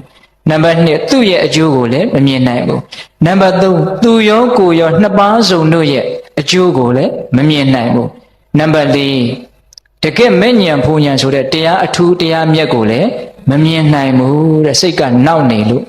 အဲ့ဒါကိုအဲ့ဒီပါဠိလေးတော်တော်ကောင်းတယ်နော်အာဝိလေနာစိတ်တေနာအဋ္ဌတံညတ္တိပရထံညတ္တိဥပယတံညတ္တိဥဒ္ဒရိဝါမနုဿဓမ္မအလမရိယညာဏတတနာဝိတေတံသစ္စေကရိတရိတိနေတံဌာနဝိရှတိဘေခဝေယဟံတို့ဧဝမေဝခောဤအတုသာလင်အာဝိလေနာစိတ်တေနာမြင်နွမ်းသောစိတ်ဖြင့်အဋ္ဌတံမိမိရဲ့အကျိုးစီးပွားကိုညတ္တိတွေ့မြင်ရလိမ့်မယ်ဆိုတဲ့ဧတံဌာနဤအကြောင်းသည်နဝိရှတိမရှိနိုင်ဘူးပရထံသူတစ်ပါးတို့ရဲ့အကျိုးစီးပွားကိုညတ္တိသိမြင်ရလိမ့်မယ်ဆိုတဲ့ဧတံဌာနဤအကြောင်းသည်နဝိရှတိမရှိနိုင်ဘူးဥပယထမိမိသူတစ်ပါးနှစ်ဦးသားတို့ရဲ့အကျိုးစီးပွားကိုသိမြင်ရလိမ့်မယ်ဆိုတဲ့ဧတံဌာနဤအကြောင်းတရားသည်လည်းပဲနဝိရှတိမရှိနိုင်ဘူးဥဒ္ဒရိဝါမနုဿဓမ္မလမရိယညာဏတတနာဝိသေတံလူသားမန်နေသိနိုင်ခဲ့တဲ့မဉ္ဇဉ်ဘုံညာနိဗ္ဗာန်ဆိုတဲ့တရားတို့တရားမြတ်ကိုသိနိုင်လိမ့်မယ်မြင်နိုင်လိမ့်မယ်ဆိုတဲ့ဧတံဌာနဤအကြောင်းဒီလည်းပဲနဝိရှတိမရှိနိုင်ဘူးစိတ်တွေကညစ်နေတဲ့အတွက်ကြောင့်နောက်နေတဲ့အတွက်ကြောင့်ဘာလဲတကယ့်အကျိုးစီးပွားအစစ်မှန်တွေကိုမသိနိုင်ဘူးတဲ့လူတယောက်ကတော့ကံပေါင်းမှာရက်နေတယ်ဒါပေမဲ့အဲ့ဒီကံကခုနကပြောတဲ့ကံမျိုးမဟုတ်ဘူးရေကကြီးပြီးတော့စိမ့်နေတယ်လေမတိုက်တော့ကြောင့်ရေမျက်နှာပြင်ကငြိမ်နေတယ်အဲ့ဒီတော့ရေထဲမှာသွားနေတဲ့ငါးလေးတွေကိုလည်းမြင်ရတယ်ကြောက်စတဲ့ခဲတွေကိုလည်းမြင်ရတယ်အိုချံပဲ့တွေတဲ့ရောက်သွားတွေတဲ့ဘုရားကတော့စေတနာနဲ့မေတ္တာနဲ့တိတိကျကျပြောတယ်နော်အေးရောက်သွားတွေတဲ့အိုချံပဲ့တွေတဲ့အဲ့ဒါတွေကိုလည်းရေကနေအပေါ်ကနေကြည့်လိုက်တော့ဗာလဲဒူးရိုးပေါက်ကြီးပြီးတော့နေတာဆိုတော့မြင်နေရတယ်ဟုတ်လားအဲ့ဒါလိုပဲတဲ့ကြည်လင်တဲ့စိတ်နဲ့ဆိုလို့ရှိရင်တော့တနည်းအားဖြင့်မနောက်ကျတဲ့စိတ်နဲ့ဆိုရင်တော့ကိုယ့်ရဲ့အကျိုးစီးပွားရှိရာရှိကြောင်းကိုလည်းချမ်းသာရာချမ်းသာကြောင်းကိုလည်းမြင်တယ်သူများရဲ့အကျိုးစီးပွားကိုလည်းမြင်တယ်နှစ်ဦးသားတို့ရဲ့အကျိုးစီးပွားကိုလည်းမြင်တယ်နိဗ္ဗာန်ကိုလည်းမြင်တယ်တဲ့အနာဝိလေနာစိတ်တေနာအဋ္ဌတံညတ္တိအနာဝိလေနာမညင်နွမ်းသောစိတ်တေနာစိတ်ဖြင့်အဋ္ဌတံမိမိရဲ့အကျိုးစီးပွားကိုညတ္တိသိမြင်ရလိမ့်မယ်ဆိုတဲ့ဧတံဌာနဤအကြောင်းတရားသည်ဝိဇ္ဇတိထင်ရှားစွာရှိနေပါ၏စိတ်ကမနောက်တဲ့အတွက်ကြောင့်ကိုယ့်ရဲ့အကျိုးစီးပွားကိုမြင်တယ်နော်စိတ်ကလေးကြည်တာနဲ့လောကကြီးရဲ့အကျိုးရှိရာရှိကြောင်းကိုလည်းမြင်တယ်နောက်ဆုံးတရားသူတရားမြတ်ကိုလည်းမြင်တယ်ဒါကတော့နောက်ဆုံးကိုပြောလိုက်တာနော်တရားသူတရားမြတ်မရခင်မှာလည်းပဲငါစိတ်ချမ်းသာအောင်ဘယ်လိုလုပ်ရမလဲစိတ်မဆင်းရဲအောင်ဘယ်လိုလုပ်ရမလဲဟောလောကီလိုပြောမယ်ဆိုရင်တော့စီးပွားရေးဘယ်လိုလုပ်ရမလဲဆက်ဆံရေးဘယ်လိုလုပ်ရမလဲကျန်းမာရေးဘယ်လိုလုပ်ရမလဲကောင်းတာမှန်သမျှအကုန်လုံးမြင်တယ်နော်စိတ်ကနောက်နေရင်ကောင်းတာမှန်သမျှလောကီလိုလည်းမမြင်ဘူးလောကုတ္တရာလို့ဆိုတော့ပို့ပြီးတော့ဝေးရောဟုတ်လားဒီမကြီးများဒါကြောင့်အရေးကြီးတယ်ဒီတရားလေးဟုတ်လားဒီကိစ္စမကြီးများစိတ်နောက်နေရင်ဘာမှကောင်းတာမမြင်ရတော့ဘူးစိတ်ကြီးနေရင်တော့ကောင်းတာတွေအကုန်လုံးမြင်ရတယ်ဒါကြောင့်မိမိရဲ့စိတ်ကလေးကိုကြည်အောင်ကြိုးစားဖို့မလိုဘူးလားလိုပါတယ်အေးအဲ့တော့နောက်အောင်လုပ်တာကဘာတွေတော့ဟောလာပြန်ပြီနော်စောတော်တုန်းကအဝတ်ကလေးကိုညစ်နေတယ်တဲ့ကြိုက်တဲ့အယောင်ဆိုးမရဘူးတဲ့ညစ်အောင်လုပ်တာကဘာတွေတုံးဆိုဥစဉ်အများကြီးပြောခဲ့တယ်နော်တာရမတို့ထံမတို့မာနတို့အတိမာနတို့ခုနပြောခဲ့တယ်နော်အခုစိတ်ကိုနောက်အောင်လုပ်တာကြတော့ဘာလဲတဲ့အဲ့ဒါကိုဦးဇင်းတို့တက္ကရာဆရာကြီးကဘယ်လိုဖွင့်လဲဆိုတော့စိတ်ကိုနောက်အောင်လုပ်တာကတော့နိဝရဏတရား၅ပါးပဲတဲ့ဘာတဲ့တော့နိဝရဏတရား၅ပါးပဲတဲ့နံပါတ်1ကာမိသန္တာနိဝရဏအာယုန်နေကာမဂုဏ်အာယုန်နေအစင်းနေအတန်နေအနတ်နေအရာသာတွေအတွေ့အထိတွေဒီလိုတွေသိတယ်နော်အဲ့ဒါတွေကိုလိုချင်မမောနေရင်အဲ့ဒါကာမိသန္တာနိဝရဏမြင်လိုက်တာကြည့်ချင်လိုက်တာဆန္ဒတွေဖြစ်နေတာနော်ဘာဆန္ဒလဲမြင်လို့တဲ့ဆန္ဒကြားလို့တဲ့ဆန္ဒနမ်းလို့တဲ့ဆန္ဒစားလို့တဲ့ဆန္ဒထိလို့တဲ့ဆန္ဒ ဟုတ်လားအဲ့ဒါဒီကာမိဆန္ဒအဲ့ဒါဒီစိတ်ကိုနောက်အောင်တနည်းအားဖြင့်စိတ်ရဲ့ကြည်လင်မှုလေးကိုဖြည့်ဆည်းပြလိုက်တဲ့သဘောတရားတစ်ခုနော်နောက်ပြီးတော့ဗျာပါဒနိဝရဏစိတ်ထဲမှာတစုံတစ်ခုသောအကြောင်းကြောင့်မကြည်မနှက်ဖြစ်နေတယ်မတင်မကျဖြစ်နေတယ်မကြည်မလည်ဖြစ်နေတယ်အဲ့ဒါပါလေဒေါသအဲ့ဒီဒေါသကိုဗျာပါဒနိဝရဏတဲ့စိတ်ကိုမကြည်အောင်စိတ်ကိုနောက်အောင်စိတ်ရဲ့ကြည်လင်မှုကိုဖြည့်ဆည်းပြလိုက်တာသိသိသာပါတယ်မေတ္တာလေးကြောင့်တော့၎င်းကိုယ့်ရဲ့တစုံတစ်ခုသောအေးချမ်းမှုလေးကြောင့်စိတ်ကလေးကြည်ပြီးတော့ချမ်းသာနေတဲ့အချိန်မှာဒေါသဖြစ်เสียတစုံတရာကျုံးလာရင်တခါတည်းကိုပြောင်းလဲသွားတယ်စိတ်တွေနောက်သွားလိုက်တာစိတ်နောက်တာနဲ့တပြိုင်နက်တည်းမျက်နှာမှာလည်းပဲနောက်တဲ့အမူအရာတွေပေါ်လာတယ်ဟုတ်လားဒါကြောင့်ဒုတိယစိတ်ကိုနောက်အောင်လုပ်တာကဖြာပါဒနိဝရဏနောက်တတိယလုပ်တာကထိနာမိတ်္ဓနိဝရဏအိတ်ချင်ငိုင်မြည်ခြင်းလို့အကြံဉာဏ်ပြောတာပေါ့နော်ဒါပေမဲ့လို့စိတ်စေတသိက်တို့ရဲ့ထိုင်မိုင်းပြင်းရည်ခြင်းလေးတွေ့ခြင်းအစွမ်းတုံခြင်းလို့ပြောကြပါစို့အဲ့ဒီအချိန်မှာဘာမှမလုပ်လိုက်နိုင်ဘူးကိုယ့်ရဲ့မျက်ခွန်ကလေးကိုတောင်ကိုမမနိုင်တော့ဘူးဟုတ်လားဒကမကြီးများဘာကူမှလည်းစိတ်မဝင်စားဘူးအဲ့ဒီအချိန်မှာအကောင်းဆုံးဖြစ်မယ်ထင်တာကတော့အိတ်ပြစ်လိုက်ဖို့ပဲအိတ်နေတာကိုဘဝရဲ့မြုံတဲ့အချိန်လို့ဘုရားကဟောတယ်နော်အေးအိတ်ဖို့အတွက်ထိနာမိတ်္တမဖြစ်ဘဲနဲ့အိတ်လို့ရပါမလားအေးဒါတော့ယဟန္တာတွေကိုတော့ကျင်ထားပေါ့နော်ဟုတ်လားအေးပုထုဇဉ်တွေမှာတော့ထိနာမိတ်္တဥရှိပြီးတော့အိတ်သွားတာပါပဲဟုတ်လားအဲ့ဒါလို့စိတ်စေတသိက်တို့ရဲ့အစွမ်းတုံခြင်းထိုင်မိုင်ပြင်းရည်လေးကန်ခြင်းအဲ့ဒါထောင်ကြခြင်းနဲ့တူတယ်လို့တောင်မှဘုရားကဟောတယ်ထောင်ထဲမှာနေရင်အဲ့ဒီထောင်ထဲကထွက်လို့မရဘူးလေဟုတ်လားအဲ့ဒါလိုပဲထိုင်မိုင်ပြင်းရင်ဖြစ်လာလို့ရှိရင်အကျိုးရှိတာဘာမှထွက်လို့မရတော့ဘူးအဲ့ဒီအချိန်ကြမှာတော့ဘာမှကိုတကယ်ကိုအကျိုးရှိတာလုပ်လို့မရဘူးဒါကြောင့်သူသည်လည်းပဲစိတ်ကိုနောက်ကျအောင်ပြုတဲ့တရားတစ်ခုဘယ်နှခုရှိသွားပြီ၃ခုရှိသွားပြီနောက်ဥဒိစ္စကုတ်ကုတ်စာနိဝရဏတဲ့နော်ဥဒိစ္စဆိုတာကပြန့်လွင့်တာတောင်စင်စီမရတွေးနေတာတခါတလေပြန့်လိုက်တာဘယ်လောက်ထိပြန့်တော့ဆိုတော့ဘာတွေတွေးလို့တွေးမှန်းကိုမသိဘူးတကယ်ကိုမသိဘူးနော်ဒကမာကြီးတွေဥစဉ်ကနီးလေးပေးလိုက်ခြင်းတယ်ဗျတခါတလေကိုဖြတ်ပြီးတော့ပြီးခဲ့တဲ့9မိနစ်ကငါဘာတွေများတွေးနေတာလို့စဉ်းစားကြည့်ပါလားခေါင်းတွေတောင်ခြားခြားလဲသွားလိုက်ဦးမယ်မသိတာကများတယ်အဲ့တော့အဲ့လောက်ထိစိတ်ဟာပြန့်နေတာဘယ်သွားလို့သွားမှမသိတော့အောင်ဆိုးတဲ့သားသမီးတယောက်လိုပဲအလဲလွန်းနေတာမင်းဘယ်သွားတာတော့ဘယ်သွားမှကိုမသိဘူးကင်ဆိုးလိုက်တာနော်ကျမ်းဂန်တွေကတော့ဥပမာနဲ့ပြောတယ်ဟိုပြာပုံနုနုလေးကိုကြောက်ခဲနဲ့ထုလိုက်တော့ထောင်းကနေထသွားတယ်ဟာအမွှေကလေးတွေလို့ပြန့်သွားတာနော်အဲ့ဒါပါလေဥဒိစ္စတွေးကြင်ရတွေးနေတာအရေးကြီးလို့လည်းမဟုတ်ဘူးအရေးမကြီးဘူးလို့လည်းမဟုတ်ဘူးဒီလိုပဲတွေးမိတွေးရအကျင့်ကြီးပါပြီးတော့တွေးနေတာပဲအကျိုးမဲ့တာတော့သိကြတယ်အဲ့ဒါပါလေဥဒိစ္စကုတ်ကုတ်ဆဆိုတာကနောင်တနဲ့ပူပန်းတာငါမကောင်းတာတွေလုံးမိပြီမကောင်းတာနဲ့ပတ်သက်ပြီးတော့နော်ငါကောင်းတာတွေမလုံးရသေးဘူးကောင်းတာနဲ့ပတ်သက်ပြီးတော့စိတ်ထဲမှာတကယ်လဲထလှုပ်တာလည်းမဟုတ်ဘဲနဲ့ပူယုံတက်တက်ပူးနေတာအဲ့ဒါပါလေနောင်တကုတ်ကုတ်ဆနော်အဲ့ဒီဥဒိစ္စကုတ်ကုတ်ဆသည်စိတ်ရဲ့နောက်ကျခြင်းတစ်မျိုးစရုထတရား၅ခုမြောက်ကဘာများဖြစ်မယ်ထင်တော့ဝီစီကိစ္စနော်မဆုံးဖြတ်နိုင်ဘူးတန်တရားတော်ထဲမှာခြားခြားလဲနေတာမဝီခွဲနိုင်ဘူးနော်ဘုရားအကြောင်းတွေးလိုက်လဲခက်ရှုပ်ရှုပ်ပဲစိတ်ထဲမှာသိမရှင်းဘူးဟုတ်မှဟုတ်ရလားဘယ်သူကများဘုရားကိုတိတိကျကျသိတာတော့မိတာတော့တရားကတကယ်လားရှုပ်နေတာပဲသူ့စိတ်ထဲမှာဒါမြင့်မင်းမယုံဘူးလားဆိုမယုံဘူးလဲသူမလုပ်ရဲဘူးအဲ့လိုလဲမလုပ်ရဲဘူးဒီကမာကြီးမြတ်အဲ့တော့ယုံသလားဆိုတော့လဲမယုံဘူးလားဆိုတော့လဲမဟုတ်ဘူးမယုံမရဲနော်စိတ်ထဲကမယုံတော့ရဲလဲမရဲဘူးမတင်မကြကြီးတကယ်တိုးလို့တန်တန်ကြီးပြစ်ထားတာအဲ့ဒီစိတ်ကတော်တော်ခွာကြတယ်အဲ့ဒါပါလေဝိရှိကိစ္စအဲ့ဒါကဦးဇင်းတို့တရားပိုင်းဆိုင်ရာမှာရှိတာမဟုတ်ဘူးဗျနော်တရားပိုင်းဆိုင်ရာရှိတာကတော့တကယ်ဝိရှိကိစ္စအစ်စ်ပေါ့နော်ဒီပြင်ကိစ္စတွေမှာတောင်မှဝိရှိကိစ္စဖြစ်နေရင်စိတ်ကတော့ဆင်းရဲတာအမှန်ပဲနော်မတင်မကြကြီးမပြတ်မသားကြီးမဆုံးဖြတ်နိုင်ဘူးဟုတ်လား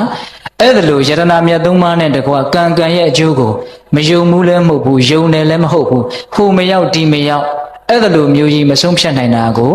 စိတ်ရဲ့မျက်စမမြောက်ညင်ညူကြောင်တရားကျမ်းဂန်တွေထဲမှာတော့လမ်းနှစ်ခွနဲ့ဥပမာပေးတယ်ပို့သွားရမလို့ဒီသွားရမလို့အဲ့ဒါလိုငေးနေတော့နောက်ကလူဆိုးတွေရဲ့နှိမ့်ဆက်ခြင်းကိုခံရလို့ ဒုက္ခရောက်ရတဲ့လမ်းနှစ်ခွရှေ့မှာရက်နေတဲ့ခရီးတွေနဲ့တူလို့ဝိသိကိစ္စကိုလမ်းနှစ်ခွလို့ပြောတယ်ဒီဒေသနာတော်မှာတော့ဝိသိကိစ္စသည်စိတ်ကိုနောက်ကျစေတယ်လို့ပြောတာဟုတ်လားဒါကြောင့်စိတ်ကိုကြည်ခြင်းတယ်ဆိုရင်စိတ်ကိုနောက်စေတတ်တဲ့အရာတွေကိုဘာလို့ရမလဲ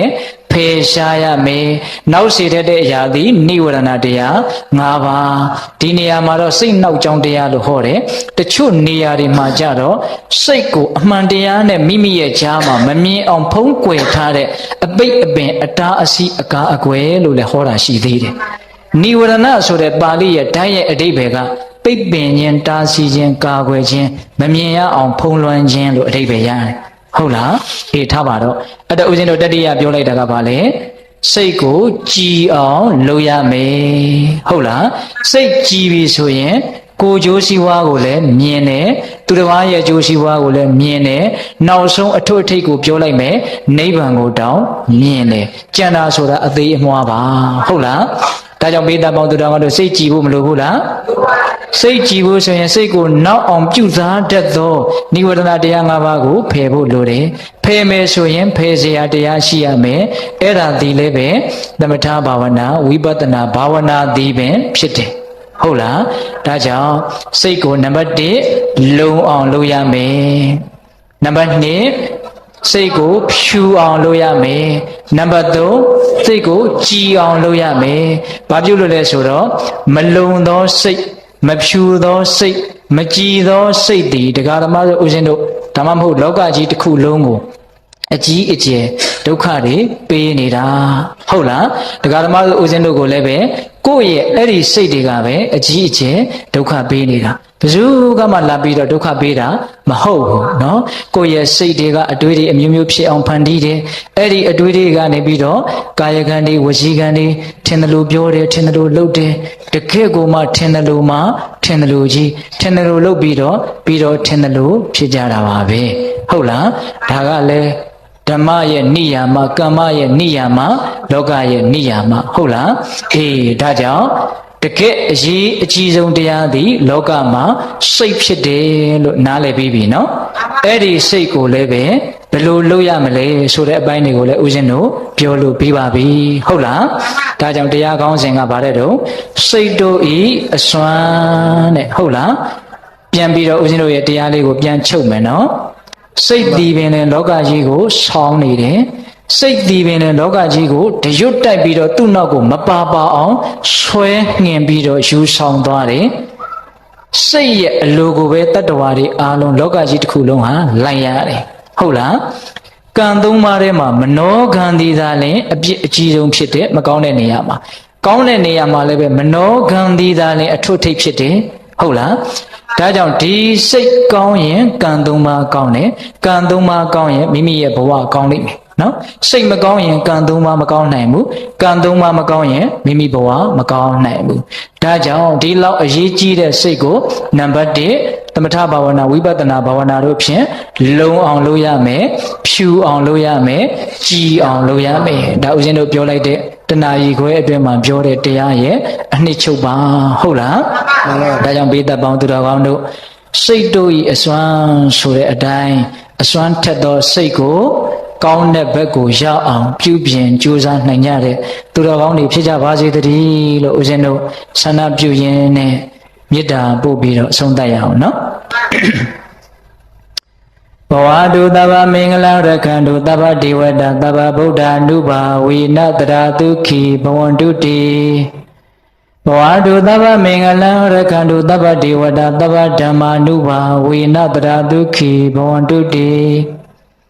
ဘဝတုသဗ္ဗမင်္ဂလရခန္တုသဗ္ဗဒေဝတာသဗ္ဗသံဃာ ानु ဘာဝေနတရာဒုက္ခိဘဝန္တုတိတေတုံမကသင်တရားနာပိသပေါင်းသူတော်ကောင်းတို့စာထာအလုံးသောတတ္တဝါနန္ဒတို့အားသဗ္ဗမင်္ဂလလောကီလောကုတ္တရာကောင်းဆိုသမျှမင်္ဂလာဝဝတိဘဝတို့ကောင်းစွာမသိဖြစ်တော်မူကြပါစေတည်း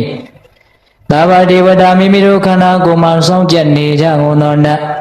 မိမိတို့အိမ်မှာစောင့်ကြနေကြကုန်သောနတ်မိမိတို့သာနာမိမိတို့ကဘာမှာစောင့်ကြနေကြကုန်သော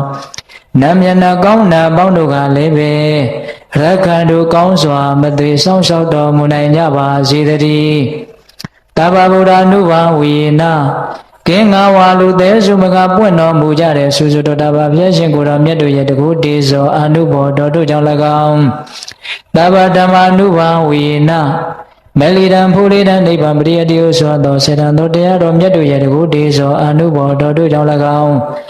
တဗ္ဗသံဃာနုဘာဝေနမကထံလေးရောက်ပလတံလေးရောက်ဆိုသောရှိရောက်တော်ရိယာသံဃာရှင်မြတ်တို့နှင့်တကွာသီလဂုဏ်သမာဓိဂုဏ်ပညာဂုဏ်တို့နှင့်ပြည့်စုံတော်မူကြတဲ့သမုဒိတံဃာရှင်ကောင်းရှင်မြတ်ပေါင်းတို့ရဲ့တကူတေဇောအနုဘောတော်တို့ကြောင့်၎င်းတရားနိယောညပါဘေခမဆိုင်ချင်းရှိတိုင်းချင်းရှိတိုင်းဒုက္ခိကိုစိတ်နှပြချမ်းသာချမ်းသာခြင်းရှိရကုန်သည်ဘဝတို့ကောင်းစွာမသွေဖြစ်တော်မူကြပါစေတည်း